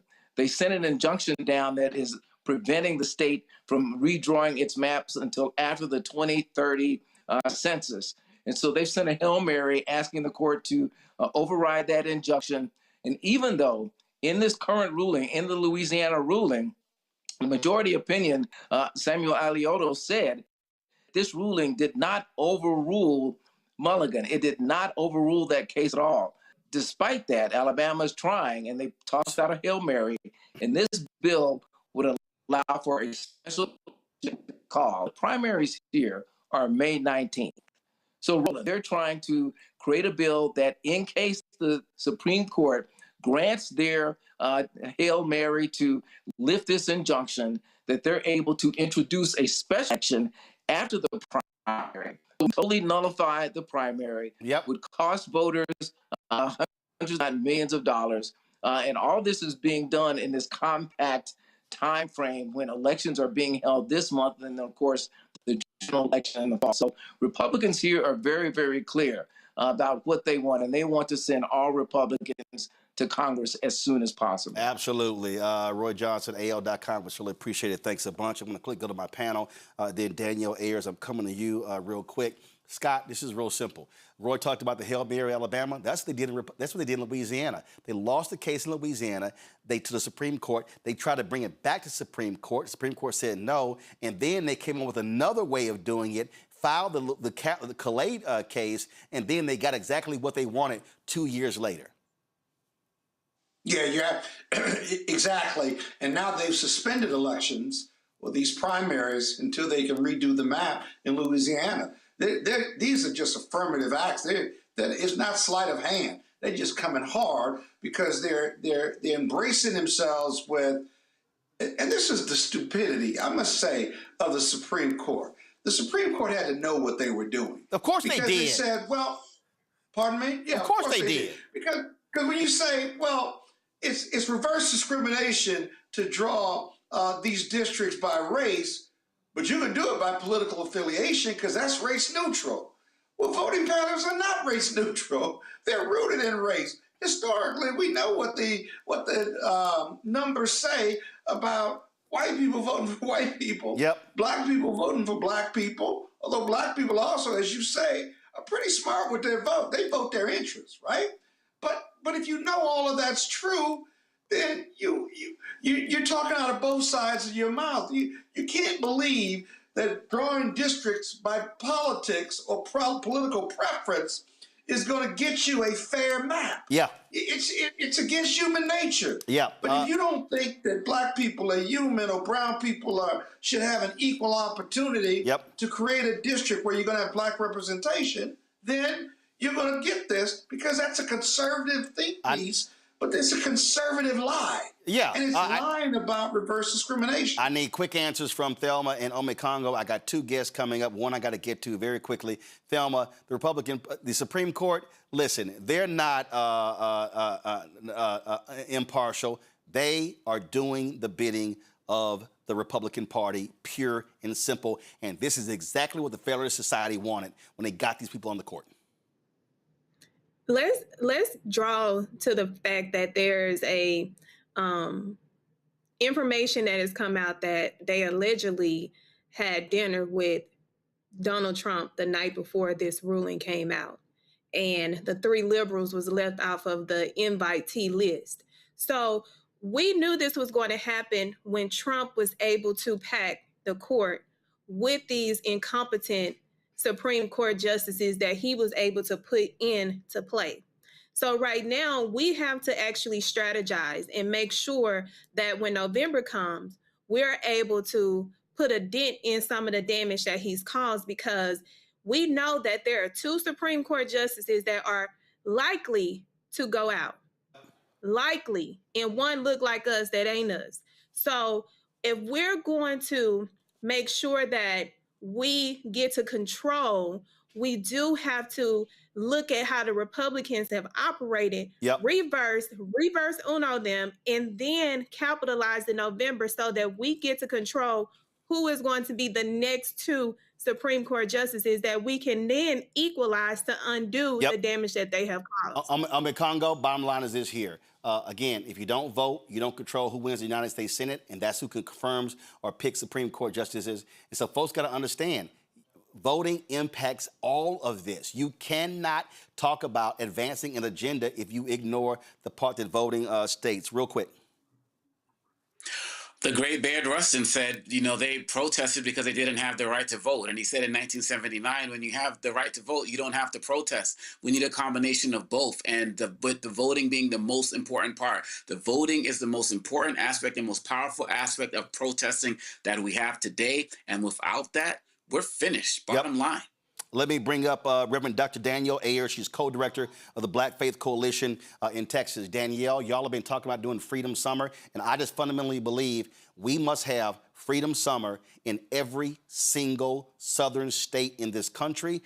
We must be flooding the zone. We must be having training sessions and teach-ins every single week. We must say we're going to hit every single black voter. We have to have maximum black voter participation, and our goal should be to break the number that we set in 2008 with the election of then Senator Barack Obama as president.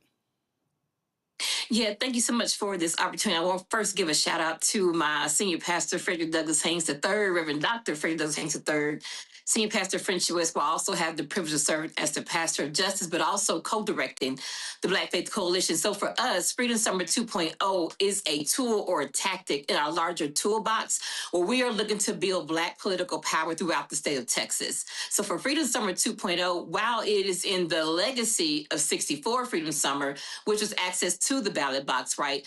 2026 Freedom Summer 2.0 is about dealing with the constant voter suppression tactics, the various machinations that are always implemented, and the ways in which this semblance of democracy is being dismantled. So for us, it's a 2-day convene that we will do in 3 cities, in Austin, Houston, and Dallas. And we're asking folks in surrounding cities and areas to join us. So Friday night is more of an artist series, right? It's going to be an opportunity for us to experience some joy, live music, but it's music with a message to get us ready for Saturday, where we will convene and have a series of trainings. So the series of trainings will be around understanding the role of public policy, the role we play in crafting public policy with our legislators, but also following that policy or that law all the way through to the end. And if it's passed, becomes law, becomes policy, how do we keep up with, make sure it's implemented and evaluated so we know what changes to make? We're going to also have training around what does it mean to be an organizer? How do we really do ground level work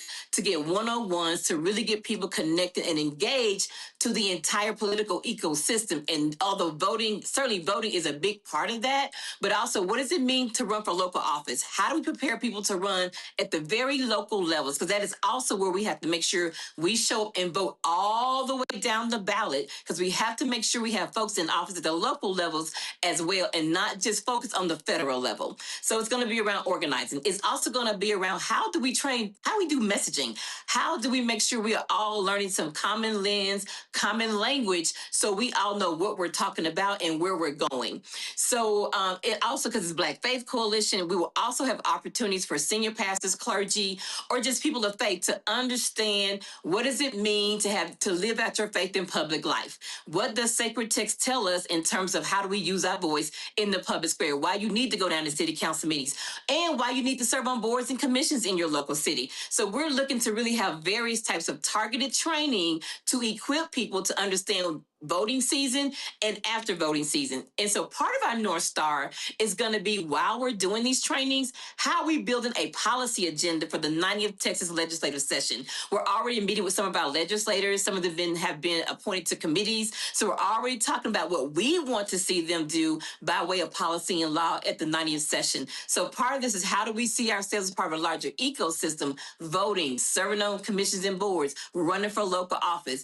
And then, of course, it has to be turnout. But turnout why? Tell people why they need to turn out. Yep. Texas, I believe, has 4.5 million eligible Black, but we have more eligible Black voters in Texas than any other state. Yep. And so for me, is that, and I tell people, we're not a red state. And I hate when people say Texas is a red state. We're an organized state, right? So we're doing our part to see how can we organize Black Texans to build Black political power. So we're doing regional meetings right now where eventually they become justice hubs. So it's not just one organization, one church, one leader leading everything. It's about we all have power and access to that power, because some people are leaning into, well, we're going to be the minority majority state. It's going to work out. No.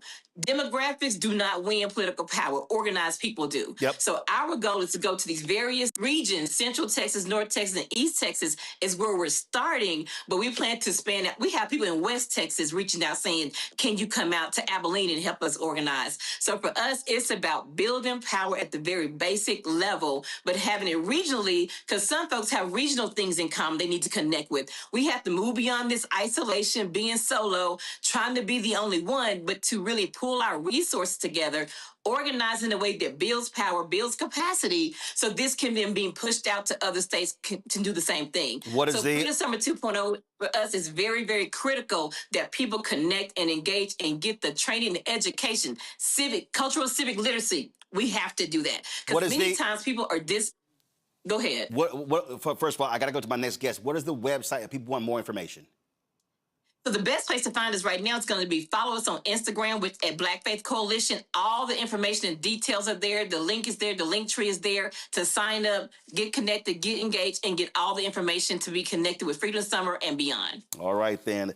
Danielle, we surely appreciate it. Thanks a lot. Folks, in Georgia, the primary is coming up. There are a lot of things on the ballot. You got the primaries happening, but you have 2 Supreme Court races that we're paying attention to that could also impact judicial decisions in that state. One of the folks who's running is Miracle Rankin. She's running for the Georgia Supreme Court.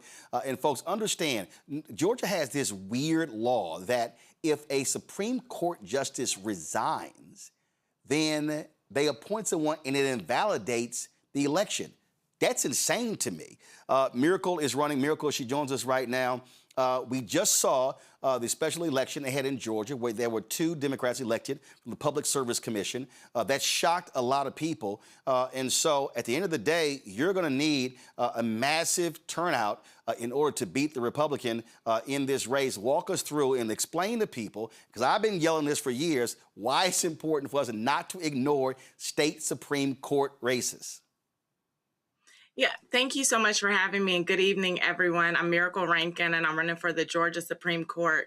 The way our courts are set up, it's a nonpartisan race. So when running, no one's running with the Democrat or Republican by our names because it's nonpartisan.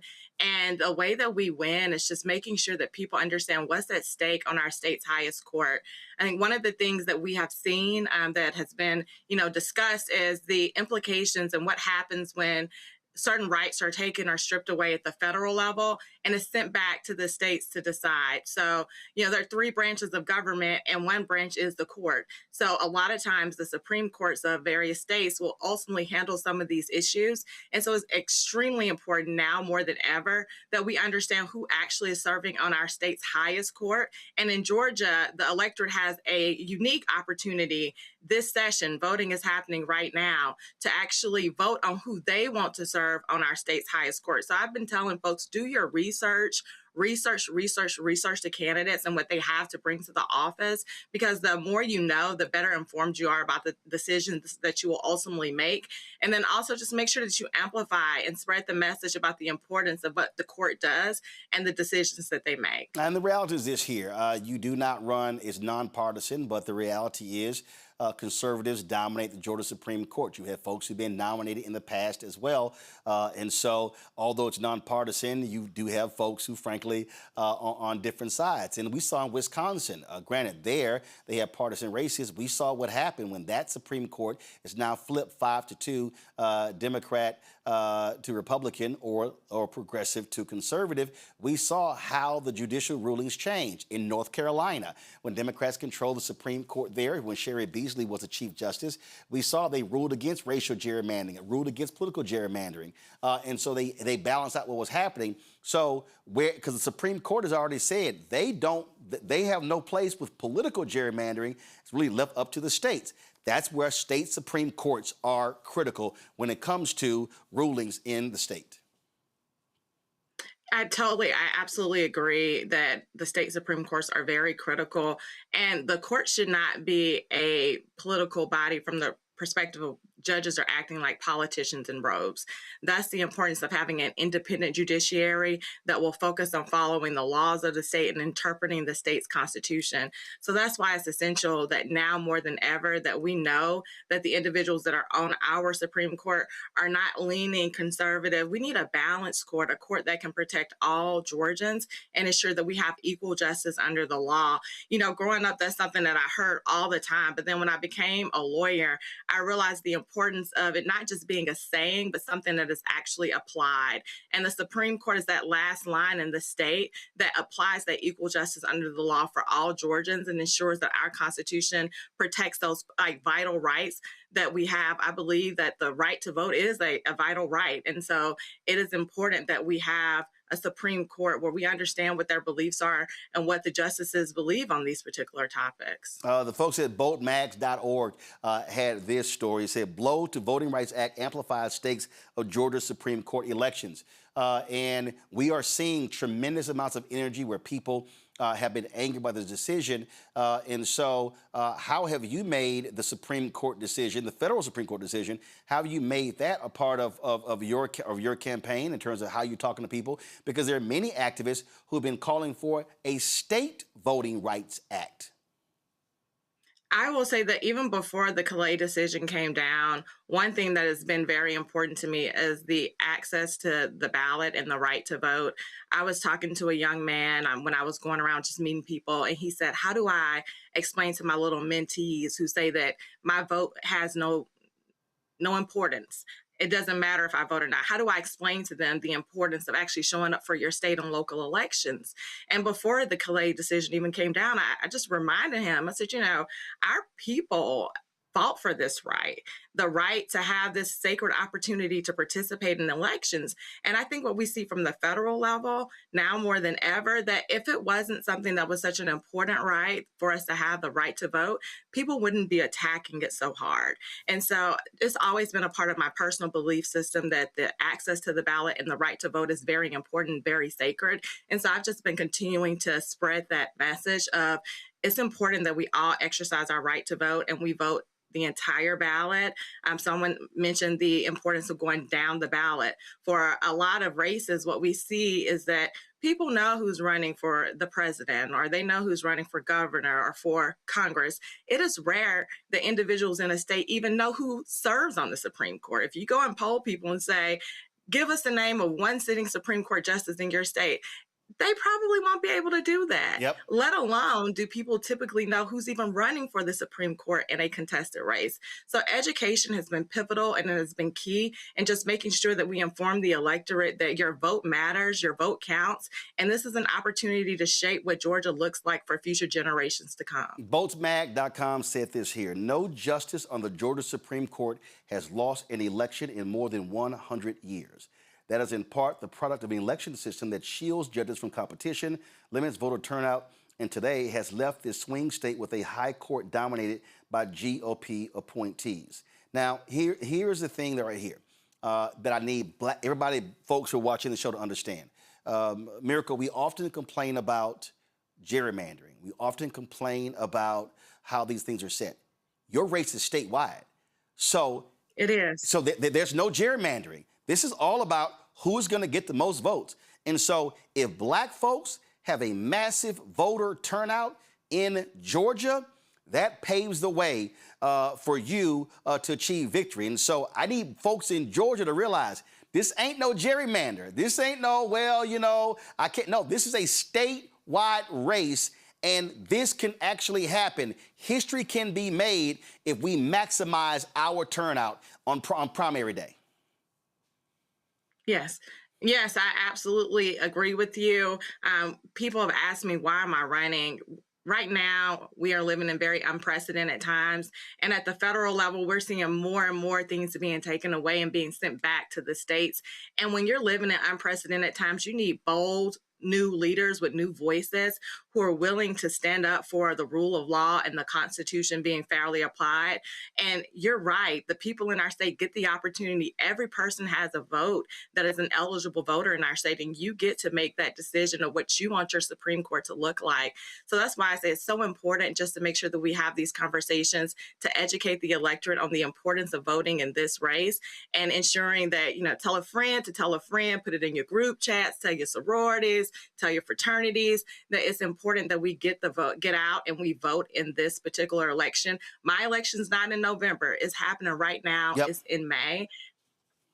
Yep, absolutely. And I just ask that people vote for Miracle Rankin for the Georgia Supreme Court. Early voting is happening right now, correct? Correct. It's happening right now through May 15th. Election day is on May 19th. There are quite a few precincts across the state that have Saturday voting. So just check your Saturday voting locations too.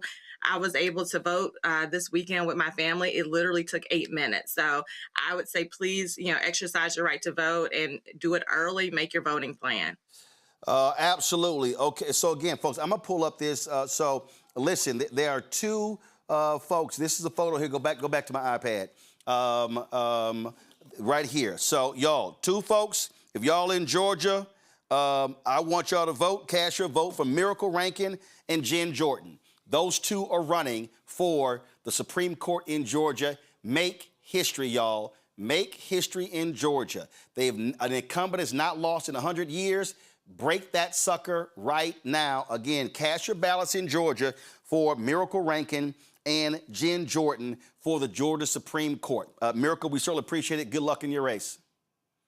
Thank you. Thank you for having me. I want to go back to my panel. Scott had to go. Thelma and Omekongo. Thelma, I'm going to go to you first. This is a perfect example. This is a statewide race. We don't have to sit here and guess this thing. Every vote will count, and folk in Georgia should be racing to the polls to elect those to the Supreme Court. Oh, absolutely. I think we have a very pivotal but promising time right now because we have the blueprint. We are energized. We see what the game plan is on the other side.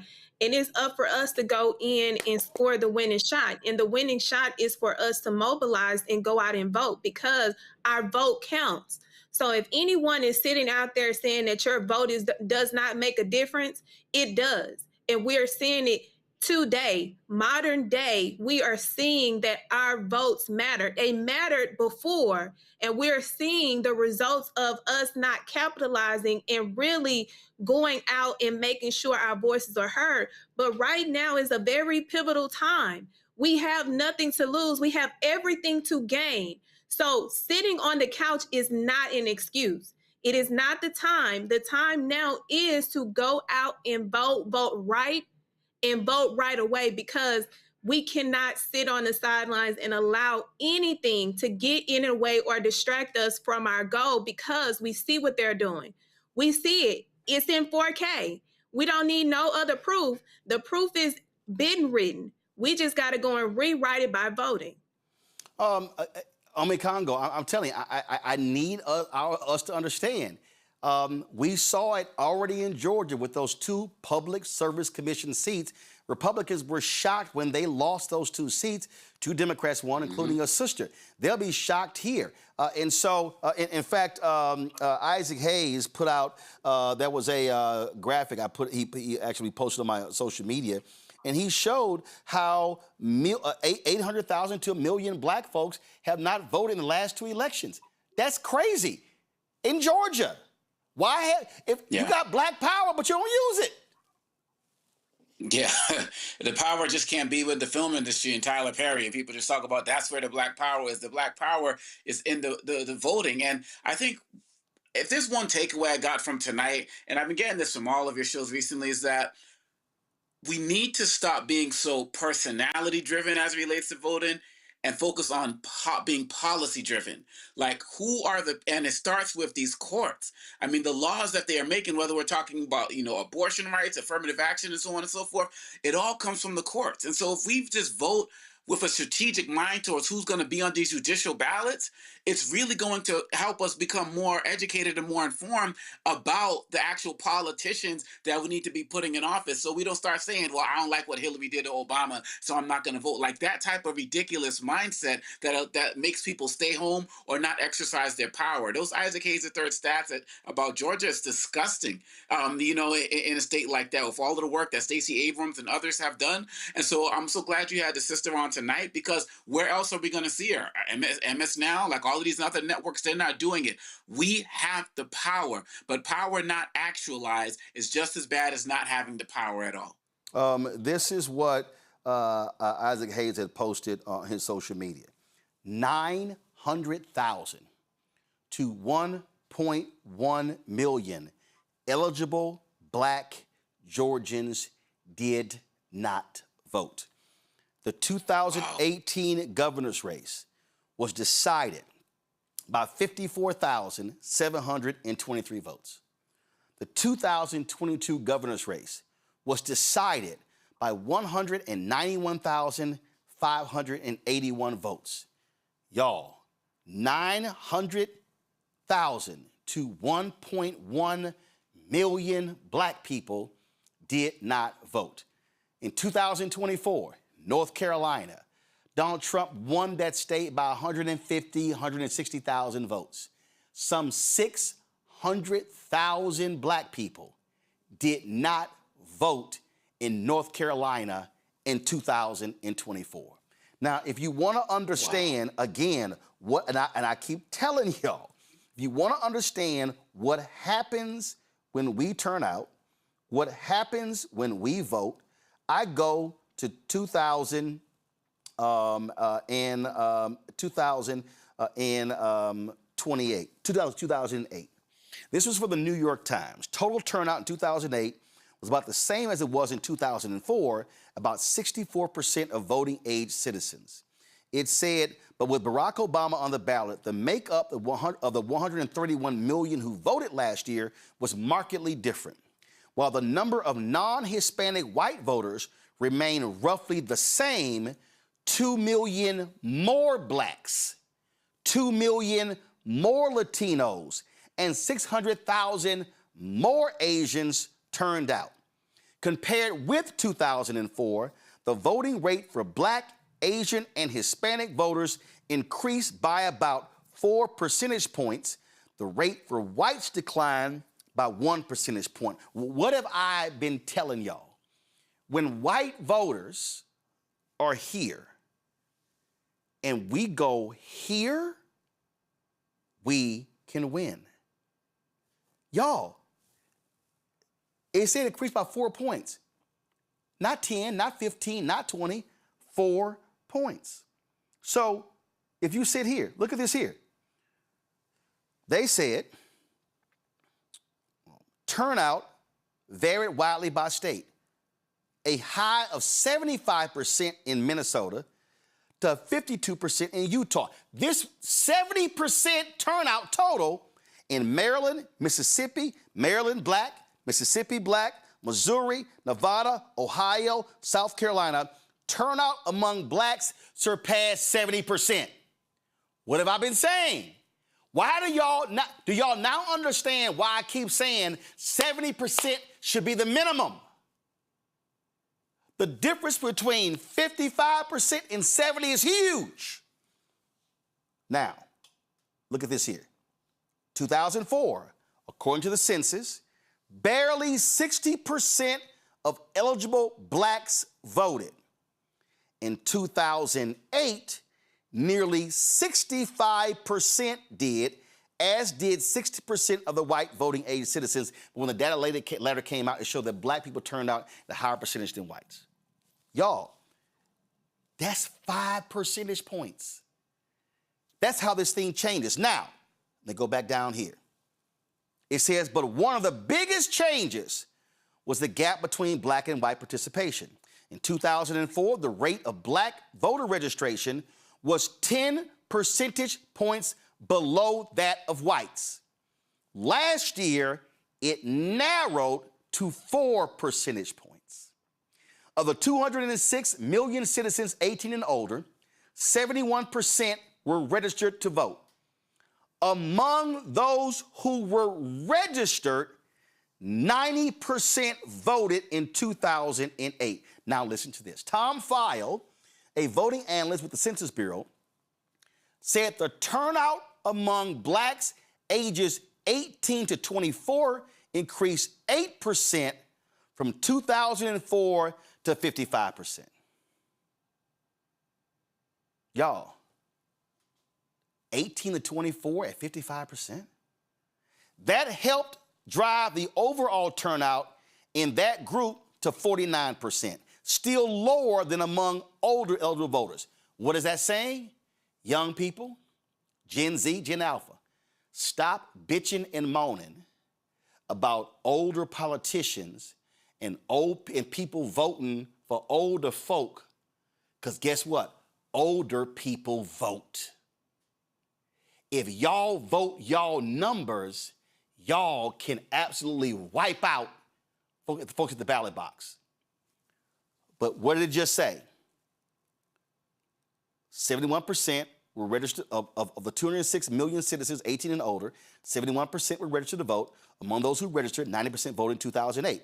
But see, when you go down and look at the numbers right here, it says it right here. Guess what? It says that, young folks, you got to vote. Among voters, listen, among voters 18 to 24 and 25 to 44, y'all need y'all listen.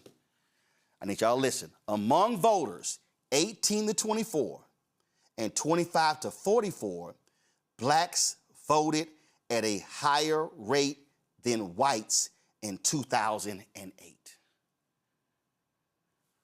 Older people vote. So more white people, 45 plus, voted than blacks, 45 plus. That means millennials, Gen Z, Gen Alpha, if y'all would mobilize and organize your demographic, y'all can outpace white voters and we will win. Y'all, this is very simple. When you see the gap, let me just say it again. When you see the turnout gap, hold on. When you see the turnout gap, when you see this chart right here, the reason the gap is expanding is not because all of a sudden white folks' number are exploding. Now you see right here, you see racial gaps. One of the reasons the white vote went above 70% in 16, 20, and 24 is because the black number dropped. Y'all, you cannot change politics when this happens. It's a numbers game, y'all. So when 900,000 and 1.1 million don't vote in Georgia, when 600,000 don't vote in North Carolina, when more than 200,000 don't vote in Mississippi, when you have upwards of 1 million in Texas who don't vote, y'all, our power is sitting on a couch, is on the basketball court, is at the bar, is at the club. So when somebody complains about tangibles, well, you are guaranteed not to get any tangibles if you don't vote. And the reality is this: we got a two-party system in this country. I didn't pick it. I would love for the United States to be like Britain, where you had multiple parties and you got to put together a coalition government. The same in Israel, the same in Germany, the same in Italy. We don't have that. I'm going to say it again. When these simple Simons say, you trying to shield, get us voting for Democrats, we need to be independent. Need I remind you that there are two independents in the United States Senate? One of them is Senator Angus King. The other is Senator Bernie Sanders. What party does Angus King and Bernie Sanders coalition with? What party do they partner with? Not Republicans, Democrats. So what Angus King and Bernie Sanders have decided is that we're independents, but when it comes to the issues that we stand for, who do we more align with, Democrats or Republicans? Black people, I am advocating a black agenda. When I say a black party, I am meaning black interest. Black interest means, here are my issues. Here's what I want to happen. Who lines up with where I stand? Which party am I more likely to get what I want? Is it Republicans or is it Democrat? What we have seen since 1964, it ain't them. That's a simple fact. Now, when somebody says the Democrats have paid us lip service, I'm then want to ask them, okay, name me the issues you believe that they have not delivered on. And I'm then going to say, can you tell me where Republicans stand? Republicans and Democrats. And what I'm then going to ask you is, okay, so of the two parties, which one has the likelihood of addressing the issues that you say they paid lip service? Is it Republicans or Democrats? It's a binary choice. It's either one or the other. This is not an extensive debate. It's simple math. If you are black and you have an agenda, which one are you likely to pick? Now, if you are black and you say, I want lower taxes, I want higher defense spending, I want cuts to the food program, Republican Party. If those are your interests, but if you say, I believe in everybody having the right to vote, I believe in supporting civil rights, I believe I want more black businesses to participate in federal contracting, if you say, I believe in black maternal health and I want more federal dollars being spent on black maternal health, every time you name one of those issues, a finger is disappearing from Republicans, which means that they ain't support none of that. So now who are you left with? And now after you vote, and if they win, your job is to put pressure on that Democrat to come through with what you voted for. Which is why I say at the end of the election, we can't check out of the process. We got to stay fully engaged. But I'm guaranteed to never get anything that I desire if I don't vote. I'm guaranteed not to get anything that I desire if I don't register. So complaining on social media and whining at the beauty shop or the barber shop or wherever you meet literally does nothing. Because I'm telling you, the other side, they're mobilizing, they're organizing, they're strategizing. The Republicans in South Carolina, North Carolina, Tennessee, Georgia, Florida, Mississippi, Alabama, Texas, Arkansas, oh, they're flat out using their power to change the laws to benefit them and their white base. So why are we not going to use our power at the ballot box to make it hard as hell for them to do that? We must have the largest mass mobilization of black voters in 2026 that we have not seen since 2008. We need black folks with a fervor, like I saw that picture in Mound Bayou where they said there was a near riot as 13,000 people were trying to grab voter registration forms. What must happen is that we should be thinking of that placard at the Lorraine Motel, the National Civil Rights Museum, where a young girl was quoted saying, "All I want for my 18th birthday is a voter registration card." The GOP has a war on black America. And in a war, you do two things. You either fight with all your might or you surrender. Black America, you have to make a decision. Are you prepared to fight in 2026? And remember, when you fight a war, it means you're fighting for future generations. Are you prepared to fight in 2026? Or are you prepared to surrender to white supremacists, white nationalists, and the Republican Party advancing the interest of white voters at the expense of African Americans and others? Freedom Summer commences right now. It is time for us to go to war.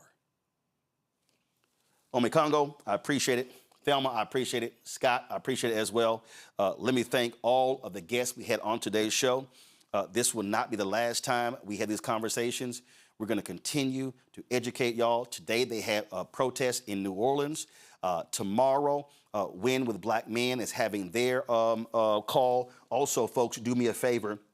If you are a black man or a black woman, I want you, Bishop William Barber, they are having a mobilization, a training session, June 12th and 13th. We have been asking people to sign up. I had y'all sitting here hitting up. Now, here's the deal. Go to my iPad. So initially, remember we told you he was looking for 1,000 alphas. And that's primarily because he's an alpha, I'm an alpha, and we were trying to specifically engage those brothers at the regional convention. So here's what Bishop Barber has done. If y'all go to blackstarnetwork.com, you do not have to email me again. If you go to blackstarnetwork.com, what you can do is you can click this link right here. Let me click it. You click this link right here, and it will take you to their site. And this is the form right here. Now, we specifically ask on here we ask if you're an alpha. Again, that's something special we're doing. If you click it and you're not, it's not a problem if you don't click it. But this is the whole point here. If you are looking to be trained in organizing and mobilizing voters, they are having training. Go back to the form. They're having training. I want you to go to blackstarnetwork.com. Again, go to blackstarnetwork.com, and what you do is you're going to click this story right here. Bishop William Barber is looking for black men and women who want to be trained to organize and mobilize black voters. Y'all, that's what's happening. So do me a favor, go to blackstarnetwork.com, share it with all of your platforms. Y'all, We're talking about training people. It's going to be a 2-day virtual training that will take place. Now, last night, Black Women with Black Women had 8,000 sisters on their call last night, answering the call when it came to this war that we're in. That was last night. Tomorrow at noon Eastern, Bishop Brazier out of Chicago, faith leaders are having a news conference at noon laying out their strategy for the election. We will live stream it here on the Black Star Network. It's going to be at 1 p.m. Eastern, 12 p.m. Central. Other groups are doing this here. And so what we're going to do is through our email, if y'all, Keenan, if people want to subscribe to our email database, where do they go? Give me a second. Is it on the website? Y'all let me know. Control room, talk to me. Yeah, if y'all want to subscribe, there you go. So right here, if you go to blackstarnetwork.com, you click subscribe, you can actually subscribe to our email newsletter. If you also want to donate, you got the donate buttons right here as well. But so again, we're building the newsletter up. We're going to be pumping out all this information on our social media, on all of our platforms. Last night, the Alphas had their call, and so other groups are having their call. And so we're going to be driving this because we have to have a massive Black voter mobilization, and that's what our focus is. And so that's what we do on this show. As I told y'all, I don't waste my time with no housewives and no gossip and other stuff. This is about educating, enlightening, and empowering our people. Y'all, this is all hands on deck because they are trying to destroy the Black infrastructure. They're trying to destroy Black political power. They want to destroy everything that we fought for since the end of the Civil War, since Reconstruction, 92 years of Jim Crow, 13 years of the Black freedom movement, 60 years of Black political progress. They want to wipe that out. And I'll say there's no way in hell that we're going to stand here and let them wipe out what our ancestors fought for, and we're going to let them do it without a fight. As my frat brother Vertner Woodson Tandy said, we will fight until hell freezes over, and then we will fight on the ice. That has to be our attitude. Folks, support the work that we do here at Roland Martin Unfiltered and the Black Star Network. If you want to join our Bring the Funk fan club, your dollars make it possible. We plan on traveling across the country this summer with Freedom Summer. We plan on hitting these states where people are doing the work. We're not wasting our time with people pontificating on what we should do. We're talking to people who are doing the work. If y'all want to help fund that, please join our Bring the Funk fan club. The goal is to get 20,000 people on average to contribute $50 each a year. That's $4.19 a month, 13 cents a day. That goes a long way in funding this because, listen, we went to Shreveport. That's somebody sponsoring that. So your support is critical. So please do so. If you want to contribute via Cash App, this right here, the Stripe QR code, you see it right here. Right here, Cash App changed their rules, so we had to get rid of our account, but we use the Stripe QR code. You can actually donate. If you go to blackstarnetwork.com, you can also donate as well. So go to my iPad. So if you go to blackstarnetwork.com, y'all, it's real simple. You click Cash App button. It takes you right to the square page. If you check some money order, make it payable to Roland Martin Unfiltered, P.O. Box 57196, Washington, D.C., 2003 7-0196. If you go to blackstarnetwork.com and you go to my iPad, if you click the PayPal button right here on the website, it takes you right to PayPal. If you, it's New Vision Media, that's the parent company. If you got Venmo, click the Venmo button, it takes you right to Venmo. If you want Zelle, it takes you right to Zelle. So the bottom line is, it's all right here on the website to support everything that we do. Download the Black Star Network app, Apple phone, Android phone, Apple TV, Android TV, Roku, Amazon Fire TV, Xbox One, Samsung Smart TV. You want to get our Roland Martin Unfiltered swag, please do so. Go to shopblackstarnetwork.com. Shopblackstarnetwork.com. Support our Black-owned businesses. More than 50 companies are on our website, so go to our marketplace. All these products you see in our studio, these are all Black-owned companies, so please support them as well. Do me a favor, if you want to support, download the app Fan Base, please support that. Follow me at Roland S. Martin. It's Black-owned social media app. We got to be able to have our own platforms. These conservatives, these right-wing conservatives have bought TikTok. They control Twitter, Instagram, Facebook. So we got to have our own. So download the app Fan Base. Every day, Brittany Noble hosts a breakdown with Brittany Noble, noon Eastern. Be sure to watch every day, noon Eastern, right here on the BlackStarNetwork.com. Folks, that is it. It's war, and it's time for us to draft our people in this battle.